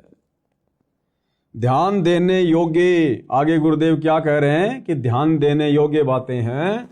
श्री ऋषभ देव जी ने गीता ज्ञान यानी चारों वेदों शास्त्रों में बताई साधना की विपरीत शास्त्र विधि को त्याग कर मनमाना आचरण अपनी इच्छा से किया, जिसे कोई लाभ नहीं हुआ, न होना था। यानी ऋषभ देव जी जो कि सतयुग में हुए थे, ऋषभ देव जी ने शास्त्रों में वर्णित साधना को त्याग कर यानी चारों वेदों में जो भक्ति साधना लिखी हुई है उसका त्याग करके और मनमाना आचरण करना शुरू कर दिया था। और 1000 वर्ष तक वो निराहार रहे। और उसके बाद जब उन्होंने सबसे पहले नाम उपदेश देना शुरू किया तो सबसे पहला उपदेश ऋषभ देव जी ने अपने पोते मारीच को दिया, मारीची को दिया। और वही मारीची वाली आत्मा आगे चलकर जैन धर्म में 24वें तीर्थ कर महावीर स्वामी कहलाए। तो विचार करो भाई और बहनों, जब सतयुग में ऋषभ देव जी शास्त्र विधि को त्याग कर मनमाना आचरण करना शुरू कर चुके थे, तो उनसे उपदेश प्राप्त मारीची वाली आत्मा जो आगे चलकर जैन धर्म में 24वें तीर्थकर बने महावीर स्वामी, भला उनके पास में वेदों वाली साधना कहां से होगी। और जैन धर्म की पुस्तक है आओ जैन धर्म को जाने, उस पुस्तक में तो साफ साफ लिखा हुआ है कि महावीर स्वामी ने अपने जीवन काल में 363 पाखंड मत चलाए। 363 पाखंड मत यानी शास्त्र विधि को त्याग के मनमाना आचरण। श्री ऋषभ देव जी ने गीता ज्ञान यानी चारों वेदों में बताई साधना के विपरीत शास्त्र विधि को त्याग कर मनमाना आचरण अपनी इच्छा से किया, जिससे कोई लाभ नहीं हुआ, ना होना था। अन्य प्रमाण गीता अध्याय 17 श्लोक 5 और 6 में इस प्रकार कहा है, जो मनुष्य शास्त्र विधि रहित यानी शास्त्र विधि को त्याग कर केवल मन कल्पित घोर तप को तपते हैं, यानी जो साधना गीता में लिखी है, जो साधना चारों वेदों में लिखी है, उसके अनुसार भक्ति साधना ना करके जो मनमुखी रूप से कोई तप करता है, कोई पैदल यात्रा करता है, कोई कावड़ लेके आता है, कोई कैसा कैसा घोर तप करता है, तो कहते हैं कि शास्त्र विधि को त्याग कर केवल मन कल्पित यानी जैसा मन में आया वैसी भक्ति शुरू कर दी, या जैसा किसी ने बता दिया कि भैया फला फला जगह एक पीपल का पेड़ है, उसके चारों तरफ लाल धागा बांधने से ये सुख हो जाएगा, बेटा हो जाएगा। ये होते मन कल्पित कर्म, केवल मन कल्पित घोर तप को तपते हैं। वे शरीर में प्राणियों व कमल चक्रों में विराजमान शक्तियों को तथा हृदय में स्थित मुझको भी दुखी करने वाले हैं, वो कृष करते हैं। उन अज्ञानियों को तू आसुर स्वभाव के जान। भाई गीता ज्ञान देने वाला भगवान हिंदू भाई बहनों को विशेष तौर पर समझना चाहिए। ये गीता जी का ज्ञान पढ़ाया जा रहा आपको, कौन सा अध्याय है, कौन सा श्लोक है, आगे चलकर आपको गीता प्रेस गोरखपुर से प्रकाशित उस गीता के पेज भी दिखाए जाएंगे आपकी संतुष्टि के लिए। तो गीता का ज्ञान देने वाला भगवान खुद कह रहा है कि जो व्यक्ति चारों वेदों में और गीता जी में जो साधना करनी चाहिए जो लिखी हुई है, उस साधना को ना करके और मन कल्पित घोर तप करते हैं, यानी कावड़ लाना, पैदल यात्रा करना, बद्रीनाथ जाना, केदारनाथ जाना, अन्य घोर साधना करना, कहते हैं उस व्यक्ति को तू राक्षस स्वभाव का जान, आसुर प्रवृत्ति का। और गीता ज्ञान देने वाला कह रहा है कि ऐसे प्राणी इस मनुष्य शरीर में विराजमान कमल दल में देवी देवताओं को भी दुखी करते हैं। और गीता ज्ञान दाता कहता कि ऐसे आसुर स्वभाव वाले प्राणी मुझको भी दुखी करते हैं, और ऐसे व्यक्तियों को तो शरीर छोड़ने के बाद में मैं घोर नरक में डालता हूं, नरक में। गीता अध्याय 17 श्लोक 5 और 6 में इस प्रकार कहा है, जो मनुष्य शास्त्र विधि रहित यानी शास्त्र विधि को त्याग कर केवल मन कल्पित घोर तप को तपते हैं, वे शरीर में प्राणियों व कमल चक्रों में विराजमान शक्तियों को तथा हृदय में स्थित मुझको भी दुखी करने वाले हैं, वो कृष करने वाले हैं। उन अज्ञानियों को तू आसुर स्वभाव के जान, यानी राक्षस प्रवृत्ति वाला जान उनको। उपरोक्त गीता शास्त्र के उल्लेख से स्पष्ट हो जाता है कि इक्ष्वाकु वंशी नाभिराज तक यानी सत्य युग में लगभग 1 लाख वर्ष तक वेदों यानी गीता वाले ज्ञान अनुसार पूजा की जाती थी। यानी सतयुग में जिस समय अयोध्या के राजा नाभिराज थे, उस समय शास्त्रों के अनुसार साधना की जाती थी। लेकिन नाभिराज के बाद जब अयोध्या के राजा ऋषभ देव जी बने, तो ऋषभ देव जी ने ये चारों वेदों वाली साधना को त्याग दिया था और मनमाना आचरण करना शुरू कर दिया था। उपरोक्त गीता शास्त्र के उल्लेख से स्पष्ट हो जाता है कि इक्ष्वाकु वंशी नाभिराज तक यानी सतयुग में लगभग 1,00,000 वर्ष तक वेदों यानी गीता वाले ज्ञान अनुसार पूजा की जाती थी। उसके पुत्र ऋषभदेव जी से यानी नाभिराज के पुत्र ऋषभदेव जी से शास्त्र विधि त्याग कर मनमाना आचरण प्रारंभ हुआ। यानी जैन भाई जिसे अपना प्रथम तीर्थकर कहते हैं ऋषभदेव, उस ऋषभदेव ने सतयुग से ही चारों वेदों वाली साधना को छोड़कर मनमुखी साधना शुरू कर दी थी।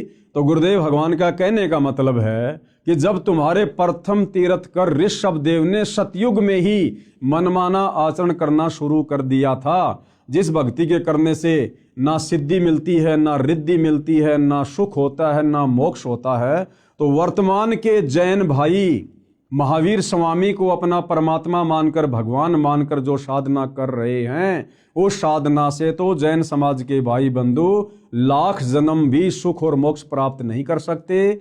और श्री महावीर स्वामी जी तो वैसे ही 363 और नए नए पाखंड मत चलाकर चले गए, जैसे नंगा रहना, मुंह के ऊपर पट्टी बांधना, नंगे पैर रहना, ये इस प्रकार के 363 पाखंड मत चलाकर चले गए थे। सूर्य अस्त होने से पहले भोजन कर लेना, प्याज लहसुन का प्रयोग नहीं कर लेना, ये पाखंड मत में आते हैं जो महावीर स्वामी जी ने शुरू किए। और सनातनी पूजा का अंत हुआ, यानी सतयुग में जब से ऋषभदेव जी ने शास्त्र विधि को त्याग कर मनमानी साधना शुरू की, उसी समय से सनातनी पूजा का अंत हुआ, उसी समय से सनातनी पूजा समाप्त हो गई थी। श्री ऋषभदेव जी की पूजा यानी घोर तप करना वेदों के अनुसार साधना नहीं है, इसलिए ऋषभदेव जी की भक्ति शास्त्र विधि त्याग कर मनमाना आचरण था, जिससे उनका जीवन नष्ट हो गया था। यानी ऋषभदेव जी 84 लाख योनियों में चले गए फिर गधे कुत्ते सुअर बनने के लिए, उनका मोक्ष नहीं हुआ। प्रमाण श्रीमद् भागवत सुधा सागर सुख सागर उस पुराण में इस प्रकार है। क्या लिखा हुआ है? एक समय ऋषभदेव जी मुख में पत्थर का टुकड़ा लेकर नग्न अवस्था में वन में घूम रहे थे। जंगल में आग लग गई, उस दावानल में ऋषभदेव जी जलकर मर गए। यह पौराणिक कथा है। क्या ये गति यानी मुक्ति हो गई? उसी समय से ये शास्त्र विधि त्याग कर मनमाना आचरण सब ऋषि जन करने लगे। प्रमाण के लिए किसी भी पुराण को पढ़ो, लिखा है कि उस ऋषि ने इतने वर्ष घोर तप किया, उसने इतने वर्ष तक तप किया आदि आदि, फिर वे शास्त्र विधि विरुद्ध साधक ऋषिजन अपना अपना अनुभव जो शास्त्र विरुद्ध साधना से हुआ उसका कथन करने लगे। अन्य ऋषिजन एक दूसरे की सुनकर आगे उन्हीं शास्त्रों के विपरीत ज्ञान को सुनाने लगे, जिनसे 18 पुराण बन गए। यानी सतयुग में अयोध्या के राजा ऋषभदेव जी ने चारों वेदों वाली साधना को त्याग कर जो मनमाना आचरण किया, पाखंड किया, आडंबर किया, उसको आधार बनाकर फिर आगे ऋषि मुनि साधु संत महात्माओं ने वैसी भक्ति करनी शुरू कर दी ऋषभदेव जैसी वाली। घर परिवार को छोड़कर संन्यास लेकर जंगलों में चले जाते थे, गुफाओं में रहा करते थे, घोर तप किया करते थे, जिस घोर तप को तपने के लिए गीता जी मना कर रही है। और आगे चलकर उन साधु संत महात्माओं को समाधि अवस्था में जैसा भी अनुभव प्राप्त हुआ, ये काल ऐसे सबको भ्रमित रखता है। और जैसा भी उनको अपनी भक्ति साधना से तप करने से जो भी अनुभव प्राप्त हुआ, उस अनुभव को आगे चलकर उन साधु संत महात्माओं ने आम व्यक्तियों के लिए पुस्तकों के रूप में लिखना शुरू कर दिया, जिससे 18 पुराणों की रचना हुई, 18 पुराण बने। और वही 18 पुराण आज हम हिंदू समाज के भाई बहन पढ़ रहे हैं, जिन पुराणों में गीता और वेदों के अनुसार शास्त्र अनुकूल साधना नहीं है। 90% ज्ञान इन 18 पुराणों में उन साधु संत महात्माओं का जो उन्होंने मनमाना आचरण किया, जैसा उनको अनुभव हुआ, केवल वही वर्णित है जो हमारे किसी काम का नहीं है। यानी इन 18 पुराणों में जो ज्ञान गीता और चारों वेदों से मिलता है वो सत्य है। इसके अलावा उनका जो अपना पर्सनल भक्ति अनुभव है वो हमने स्वीकार नहीं करना है। वो शास्त्र विधि को त्याग कर मनमाना आचरण है, मनमाना ज्ञान है, जिससे हमारी मुक्ति संभव नहीं है।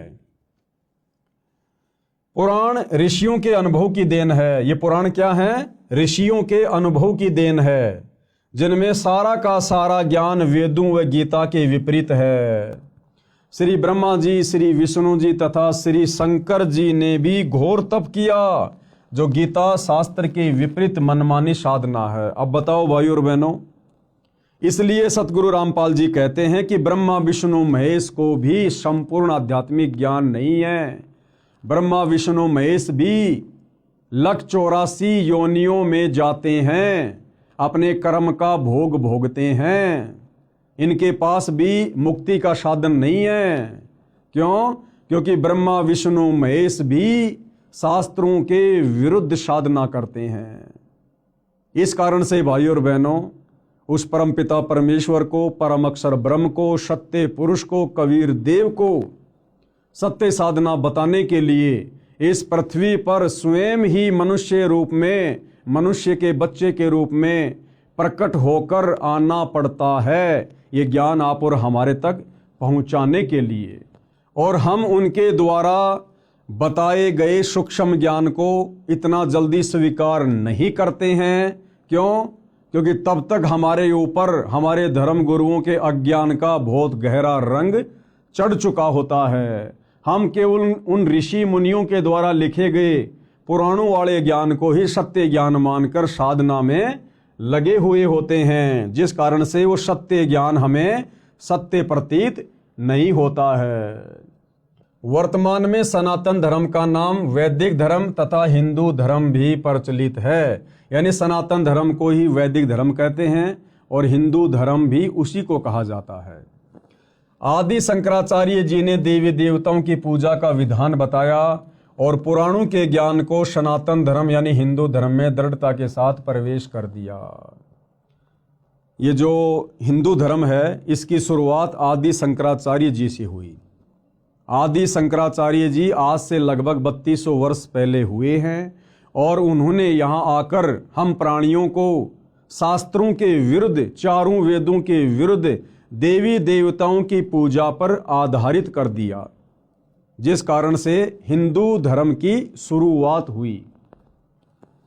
आदि शंकराचार्य जी ने देवी देवताओं की पूजा का विधान बताया और पुराणों के ज्ञान को सनातन धर्म यानी हिंदू धर्म में दृढ़ता के साथ प्रवेश कर दिया। गीता अध्याय 4 श्लोक 1 और 2 को फिर पढ़ते हैं, जिनमें गीता ज्ञानदाता ने अर्जुन से कहा है कि मैंने इस योग यानी गीता वाले वेद ज्ञान को, क्योंकि श्रीमद् भगवत गीता चारों वेदों का सार है यानी संक्षिप्त रूप है, इस तथ्य को पूरा हिंदू समाज मानता है। तो गीता ज्ञानदाता ने क्या कहा कि ये गीता वाला ज्ञान, चारों वेदों वाला ज्ञान, सबसे पहले मैंने किसको कहा? सूर्य से कहा था। सूर्य ने अपने पुत्र वैश्वत यानी मनु से कहा और मनु ने अपने पुत्र इक्ष्वाकु से कहा। गीता अध्याय 4 श्लोक 1 में इसका वर्णन है। हे परंतप अर्जुन, इस प्रकार परंपरा से प्राप्त इस योग यानी ज्ञान को, यानी गीता उर्फ वेद ज्ञान को राज ऋषियों ने जाना। किसने जाना?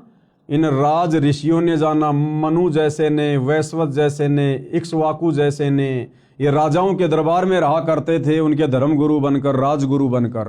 तो गीता ज्ञान देने वाला भगवान कह रहा कि हे अर्जुन, इस प्रकार इस ज्ञान को इन राज ऋषियों ने जाना। हे परंतप अर्जुन, इस प्रकार परंपरा से प्राप्त इस योग को यानी गीता उर्फ वेद ज्ञान को राज ऋषियों ने जाना, किंतु उसके बाद वह योग यानी वेद ज्ञान बहुत समय से इस पृथ्वी लोक में नष्ट हो गया यानी लुप्त हो गया। गीता अध्याय 4 श्लोक 2 में ऐसा वर्णन है। ध्यान दें तो श्लोक 2 के मूल पाठ में नष्ट शब्द है, जिसका अर्थ नष्ट हो गया, सटीक अर्थ है। राजा नाभिराज तक सतयुग लगभग 1 लाख वर्ष व्यतीत हो चुका था। यानी जिस समय सतयुग की शुरुआत में राजा नाभिराज अयोध्या के राजा थे, वो लगभग 1 लाख वर्ष तक अयोध्या के राजा रहे। उस समय तक ये शास्त्रों के अनुसार साधना होती थी, सनातनी पूजा होती थी, चारों वेदों के अनुसार साधना होती थी। और नाभिराज के बाद यानी सतयुग की शुरुआत के 1 लाख वर्ष बाद फिर ये ज्ञान धीरे धीरे धीरे धीरे नष्ट होना शुरू हो गया। राजा नाभिराज तक सतयुग लगभग 1 लाख वर्ष व्यतीत हो गया था।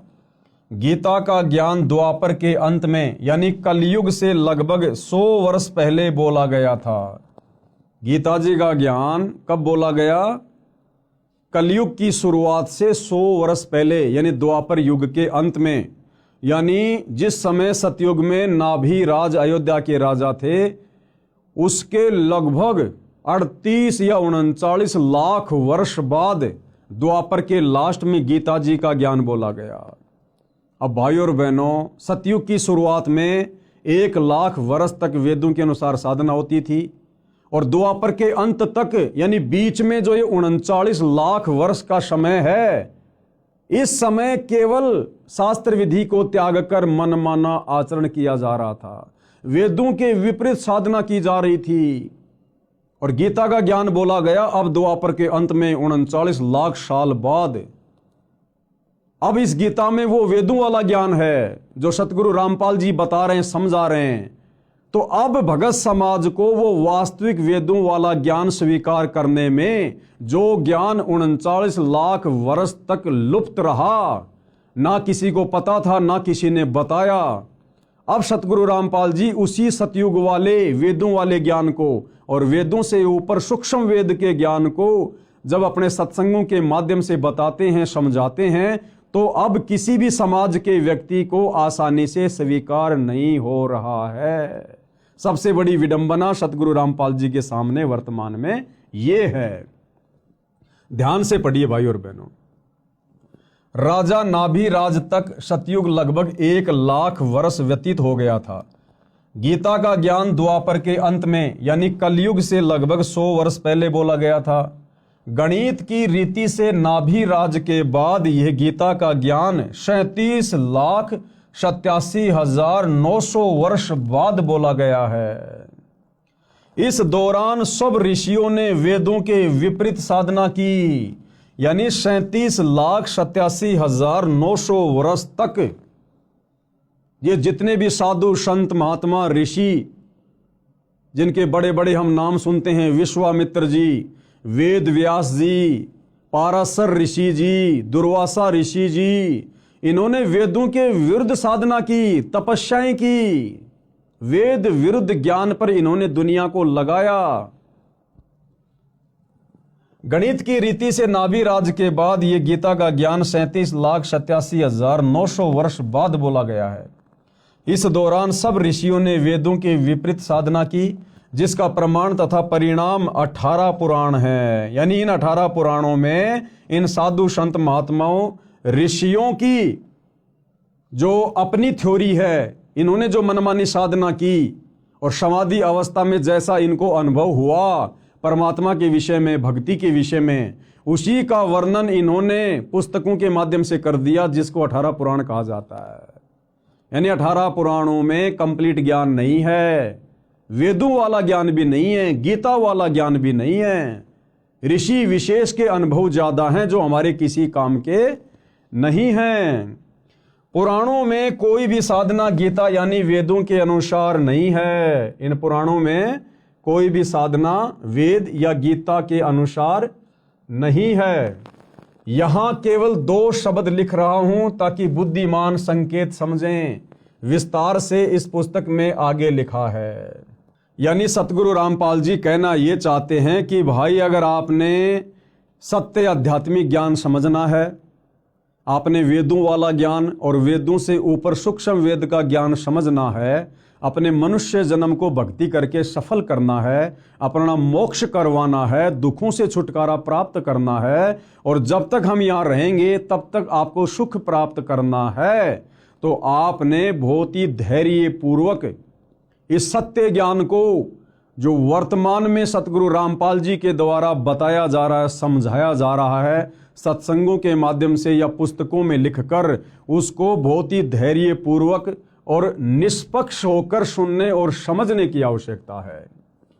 प्रमाण गीता के विपरीत साधना का गीता अध्याय 9 श्लोक 25 में कहा है कि जो पितर पूजता है पितरों को प्राप्त होगा। गीता अध्याय 9 श्लोक 25 में लिखा है कि जो व्यक्ति पितरों की पूजा करता है वो पितरों को प्राप्त होगा। यानी हम जो अपने बाप दादाओं के श्राद्ध निकालते हैं, ये पितृ पूजा है, ये भूत पूजा है। हमारे पूर्वज शास्त्रों के विरुद्ध साधना करके वो पितृ बन गए, जिनके हम श्राद्ध निकाल रहे हैं वो भूत बने हुए हैं। तो यदि हम गीता अध्याय 9 श्लोक 25 के अनुसार पितृ पूजा करेंगे, भूतों की पूजा करेंगे, श्राद्ध निकालेंगे, समाधि पूजेंगे, तो हम अपने पूर्वजों के पास चले जाएंगे जो भूत बने हुए हैं, जो पितृ बने हुए हैं। और पितृ तो वैसे ही महादुखी, तो भला कैसे हमारी मुक्ति होगी। इसलिए हमने बहुत ही धैर्यपूर्वक संत रामपाल जी के ज्ञान को सुनना और समझना पड़ेगा। गीता अध्याय 9 श्लोक 25 में कहा है कि जो पितृ पूजता है पितरों को प्राप्त होगा, यानी वो पितृ बनेगा। भूत पूजने वाला भूतों को प्राप्त होगा, यानी भूत बनेगा। और देवताओं को पूजने वाला देवताओं को प्राप्त होगा, यानी देवताओं के पास जाएगा। और मेरा भगत मुझे प्राप्त होगा। और जो देवताओं की पूजा करेंगे वो देवताओं के लोक में जाएंगे, देवताओं के लोक में जाकर उनके नौकर बनेंगे, उनके गण बनेंगे। और गीता ज्ञानदाता कहता है कि जो मेरी पूजा करेगा, इसकी पूजा गीता अध्याय 8 श्लोक नंबर 13 में लिखी हुई है कि ओम इति एक अक्षर ब्रह्म व्यवहारण माम अनुस्मरण ये परियाति तजन देहम सयाति परमाम गतम। कि भाई अर्जुन, मुझ ब्रह्म की साधना का एक ओम मंत्र है, और जो व्यक्ति अंतिम श्वास तक ओम नाम की साधना विधिवत करता है मर्यादाओं में रहकर, शरीर छूटने के बाद वो मेरे ब्रह्मलोक में आता है। और गीता अध्याय 8 श्लोक नंबर 16 में ब्रह्म कह रहा है कि मेरे लोक में आने वाला भी वापस नीचे जाता है, नरक भोगता है, 84 में जाता है। यानी पूर्ण मुक्ति ब्रह्म के ब्रह्मलोक में भी नहीं है। देवताओं को पूजने वाला देवताओं को प्राप्त होगा, यानी देवताओं के पास जाएगा। और गीता ज्ञान देने वाला कह रहा है कि मेरा भगत मुझे प्राप्त होगा। यदि पवित्र हिंदू धर्म की पूजाओं पर दृष्टि दौड़ाई जाए, यानी वर्तमान में हिंदू समाज जो भक्ति साधना कर रहा है, हमारे ये जितने भी धर्म गुरु हैं, शंकराचार्यों से लेकर छोटे मोटे संत महंत मंडलेश्वर, ये जो साधना हमसे करवा रहे हैं, तो पता चलता है कि लगभग पूरा हिंदू समाज पितृ पूजा, भूत पूजा, देवी देवताओं की पूजा करता है, जो शास्त्र विधि त्याग कर मनमाना आचरण होने से गीता अध्याय 16 श्लोक 23 के अनुसार व्यर्थ प्रयत्न है। यानी वर्तमान हिंदू समाज में जो साधना प्रचलित है, उस साधना के करने से हमें किसी भी प्रकार से रिद्धि सिद्धि या मोक्ष प्राप्त सौपन में भी नहीं हो सकता है। सनातनी पूजा का पुनः उत्थान अब सतगुरु रामपाल जी के प्रयासों से, उनके भक्तों के द्वारा दिन रात उनकी पुस्तकों का, उनके सत्संगों का जो प्रचार प्रसार किया जा रहा है, जिस ज्ञान को आम समाज में उतारा जा रहा है, तो ये सतगुरु रामपाल जी का एक प्रयास है कि दोबारा से सनातनी पूजा का उत्थान किया जाए। यानी दोबारा से लोगों को वेदों की ओर लेकर जाया जाए।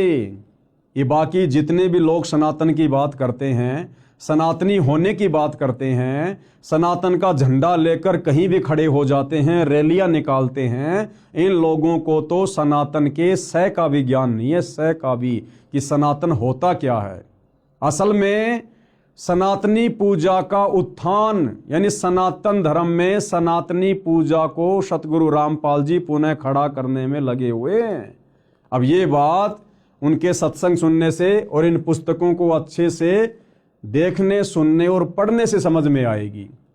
सनातनी पूजा का उत्थान, मैं यानी लेखक कौन? सतगुरु रामपाल जी। मैं तथा 90% मेरे अनुयायी हिंदू हैं। हमने शास्त्र विधि रहित साधना त्याग दी, यानी जो साधना शास्त्रों में नहीं है, वेदों में नहीं है, जिस भक्ति के करने का विधान शास्त्रों में नहीं है, ना गीता में ना वेदों में, जैसे राधे राधे श्याम मिला दे, ओम नमो भागवते वासुदेवाय नमः, ये व्रत रखना, पितर पूजना, श्राद्ध निकालना, समाधि पूजना, कावड़ लेके आना, पैदल यात्रा करना, मंदिरों को पूजना, मस्जिदों को पूजना, इस प्रकार की जो साधना है वो सतगुरु रामपाल जी के पंथ में उनका कोई भी अनुयायी नहीं करता है, क्योंकि ये सभी प्रकार की पूजा साधना शास्त्र विधि को त्याग कर मनमाना आचरण है। मैं यानी सतगुरु रामपाल जी तथा 90% मेरे अनुयायी हिंदू हैं। हमने शास्त्र विधि रहित साधना त्याग दी है, शास्त्रों को अच्छी तरह पढ़ा व समझा है, उसके पश्चात शास्त्रोक्त साधना प्रारंभ की है कि हम लोगों ने ये देखा देखी में भक्ति शुरू नहीं की है। हम सतगुरु रामपाल जी के जितने भी फॉलोवर हैं, हम लोग कोई अनपढ़ गवार मूर्ख नहीं हैं, बहुत अच्छे पढ़े पढ़े लोग हैं। और हमने ये भक्ति साधना सतगुरु रामपाल जी से आंख बंद करके स्वीकार नहीं की है। सतगुरु रामपाल जी ने प्रोजेक्टर पर, टीवी चैनलों पर सौ प्रमाण दिए हैं, गीता से, वेद से, कुरान से, पुराण से, सभी धर्म ग्रंथों से, और साबित किया है कि जो साधना वर्तमान में उनके पास है वो पृथ्वी पर किसी अन्य साधु संत महात्मा के पास नहीं है। इसलिए हम लोगों ने अपनी आंखों से सौ प्रमाण देखकर सतगुरु रामपाल जी की शास्त्र अनुकूल सत्य साधना ग्रहण की है, जो कि सर्व शास्त्रों से प्रमाणित है। वह इस प्रकार है। गीता अध्याय 4 श्लोक 34 को भी पढ़ें, जिसमें कहा है कि उस ज्ञान को, सूक्ष्म वेद वाले ज्ञान को तू तत्वदर्शी संतों के पास जाकर प्राप्त कर। अब देखो भाइयों और बहनों, गीता का ज्ञान देने वाला भगवान, आप चाहे उसको श्री कृष्ण कहो, चाहे उसको ब्रह्म कहो, गीता अध्याय 4 श्लोक 34 में क्या कह रहा है, जिसमें कहा है कि उस ज्ञान को, कौन से ज्ञान को, सूक्ष्म वेद वाले ज्ञान को, चारों वेदों का जो पिता है, 5वां वेद सूक्ष्म वेद, गीता ज्ञान देने वाला भगवान कह रहा कि हे अर्जुन, उस सूक्ष्म वेद वाले ज्ञान को तू तत्वदर्शी संतों के पास जाकर प्राप्त कर। अब विचार करो भाइयों और बहनों, जब गीता का ज्ञान देने वाला भगवान अपने हाथ खड़े कर रहा है कि हे अर्जुन, उस सूक्ष्म वेद वाले ज्ञान को, उस तत्व ज्ञान को, जिससे पूर्ण मुक्ति होगी, पूर्ण मोक्ष होगा, कभी 84 में नहीं जाना पड़ेगा, उस ज्ञान को अर्जुन तू किसी तत्वदर्शी संतों के पास जाकर समझ। यानी वो वास्तविक ज्ञान, सूक्ष्म वेद वाला ज्ञान, मुक्ति का ज्ञान गीता ज्ञान देने वाले भगवान के पास भी नहीं है। अन्यथा उस ज्ञान की प्राप्ति के लिए अर्जुन को तत्वदर्शी संतों की शरण में जाने को नहीं बोलता। अगर गीता ज्ञान दाता के पास वो ज्ञान होता, अगर गीता ज्ञान देने वाला भगवान तत्वदर्शी होता, तो कह देता कि अर्जुन ले बैठ सामने, मैं तेरे को सत्संग करके सुनाता हूं वो ज्ञान। लेकिन गीता ज्ञान दाता ने स्पष्ट कर दिया कि भाई वो ज्ञान मेरे पास भी नहीं है जिससे पूर्ण मोक्ष हो जाए, पूर्ण मुक्ति हो जाए, जन्म मरण सदा के लिए समाप्त हो जाए, ये जीवात्मा मुक्त होकर सनातन परम धाम सतलोक में चली जाए। कहते हैं उसके लिए तू किसी तत्वदर्शी संत के पास जा। और भाई और बहनों, वो तत्वदर्शी संत जिसकी तरफ संकेत गीता ज्ञान देने वाला भगवान गीता अध्याय 4 श्लोक 34 में कर रहा है, वर्तमान में निसंदेह इस पृथ्वी पर सतगुरु रामपाल जी हैं, जिन्होंने चारों वेदों को, गीता जी को, कुरान, बाइबल, तौरेत, जबूर, इंजिल, हदीसें, गुरु ग्रंथ साहिब, 18 पुराण, सभी धर्मों के सभी शास्त्रों का निचोड़ निकाल के रख दिया है। जो निचोड़, जो निष्कर्ष हमारे धर्म के धर्म गुरु लाखों वर्षों से नहीं निकाल पाए, समाज को नहीं दे पाए, वो निष्कर्ष अध्यात्म का, भक्ति का इन्हीं धर्मशास्त्रों से सतगुरु रामपाल जी ने निकाल कर अपने सत्संगों में डाल दिया है, अपनी पुस्तकों में लिख दिया है। अब यदि आवश्यकता है तो उनके सत्संग सुनने की, उनके कर कमल से लिखित पुस्तकों को धैर्यपूर्वक पढ़ने की। तो क्या कहा जा रहा है, गीता अध्याय 4 श्लोक 34 को भी पढ़ें, जिसमें कहा है कि उस ज्ञान को, यानी सूक्ष्म वेद वाले ज्ञान को तू तत्वदर्शी संतों के पास जाकर प्राप्त कर। विचारणीय विषय यह है कि तत्व ज्ञान गीता में नहीं है। भाइयों और बहनों, अगर गीता में वो तत्व ज्ञान होता तो गीता ज्ञान देने वाला भगवान ये कभी भी नहीं कहता कि अर्जुन तू उस ज्ञान को तत्वदर्शी संतों के पास जाकर प्राप्त कर। इसलिए यहाँ पर क्या कहा गया है, इसलिए यहाँ पर कहा जा रहा है कि विचारणीय विषय यह है कि तत्व ज्ञान गीता में नहीं है। यदि होता तो गीता ज्ञान देने वाला ये नहीं कहता कि तत्व ज्ञान को तत्वदर्शी संतों से जान। तत्वदर्शी संत के अभाव में मानव समाज मनमाना आचरण करके अपना मानव जीवन नष्ट कर रहा है। इस तत्व ज्ञान के अभाव में सतगुरु रामपाल जी को सतगुरु धारण ना करने के कारण, उनके प्रवचन सत्संग ना सुन पाने के कारण ये भगत समाज अपने अनमोल मनुष्य जीवन को वर्तमान में बर्बाद कर रहा है। भले चाहे कोई अपने आप को कितना ही ज्ञानी समझे, कितना ही बड़ा संस्कृत का ज्ञाता समझे, चाहे वो शंकराचार्य बन के क्यों ना बैठा है, वो व्यक्ति अपने मनुष्य जन्म को तत्वदर्शी संत की शरण के अभाव में नष्ट कर रहा है। और भाई और बहनों, जब ये ज्ञान गीता ज्ञान देने वाले भगवान के पास नहीं है तो यहाँ के शंकराचार्यों के पास में कहाँ से आ जाएगा। और शंकराचार्यों के पास नहीं है तो आम हिंदू समाज में ये ज्ञान कहाँ से आ जाएगा। तो सब लोग शास्त्र विधि को त्याग कर मनमाना आचरण करने में लगे हुए हैं, जिसका नतीजा अंत में नरक भोगना पड़ेगा। 184 योनियों में गधे कुत्ते सूअर के शरीरों में कष्ट उठाना पड़ेगा और युगों युगों यूं ही भूत प्रेत पितर बनकर भटकना पड़ेगा। जब गीता अध्याय 4 श्लोक 34 वाला तत्वदर्शी संत मिल जाता है, वह संपूर्ण अध्यात्म ज्ञान बताता है, जिसको सुन समझकर बुद्धिमान अपनी साधना शास्त्रों के अनुसार करता है, जीवन धन्य कर लेता है, एक धर्म यानी मानव धर्म बन जाता है।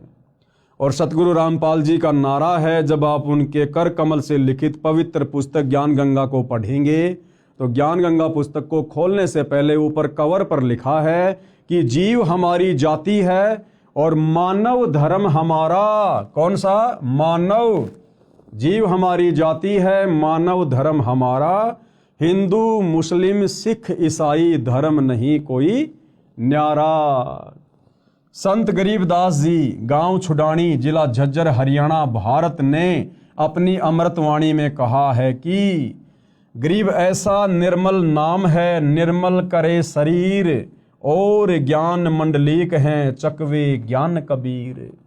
आदरणीय गरीबदास जी को जब कबीर परमात्मा यानी परम अक्षर ब्रह्म सत्य पुरुष मिले, उनको शतलोक दिखाया, उनको ज्ञान दिया, उनका ज्ञान योग खोला, तो अपने परमपिता परमेश्वर कबीर साहिब की महिमा करते हुए, उनके तत्व ज्ञान का बखान करते हुए गरीबदास जी ने अपनी वाणी में क्या कहा है?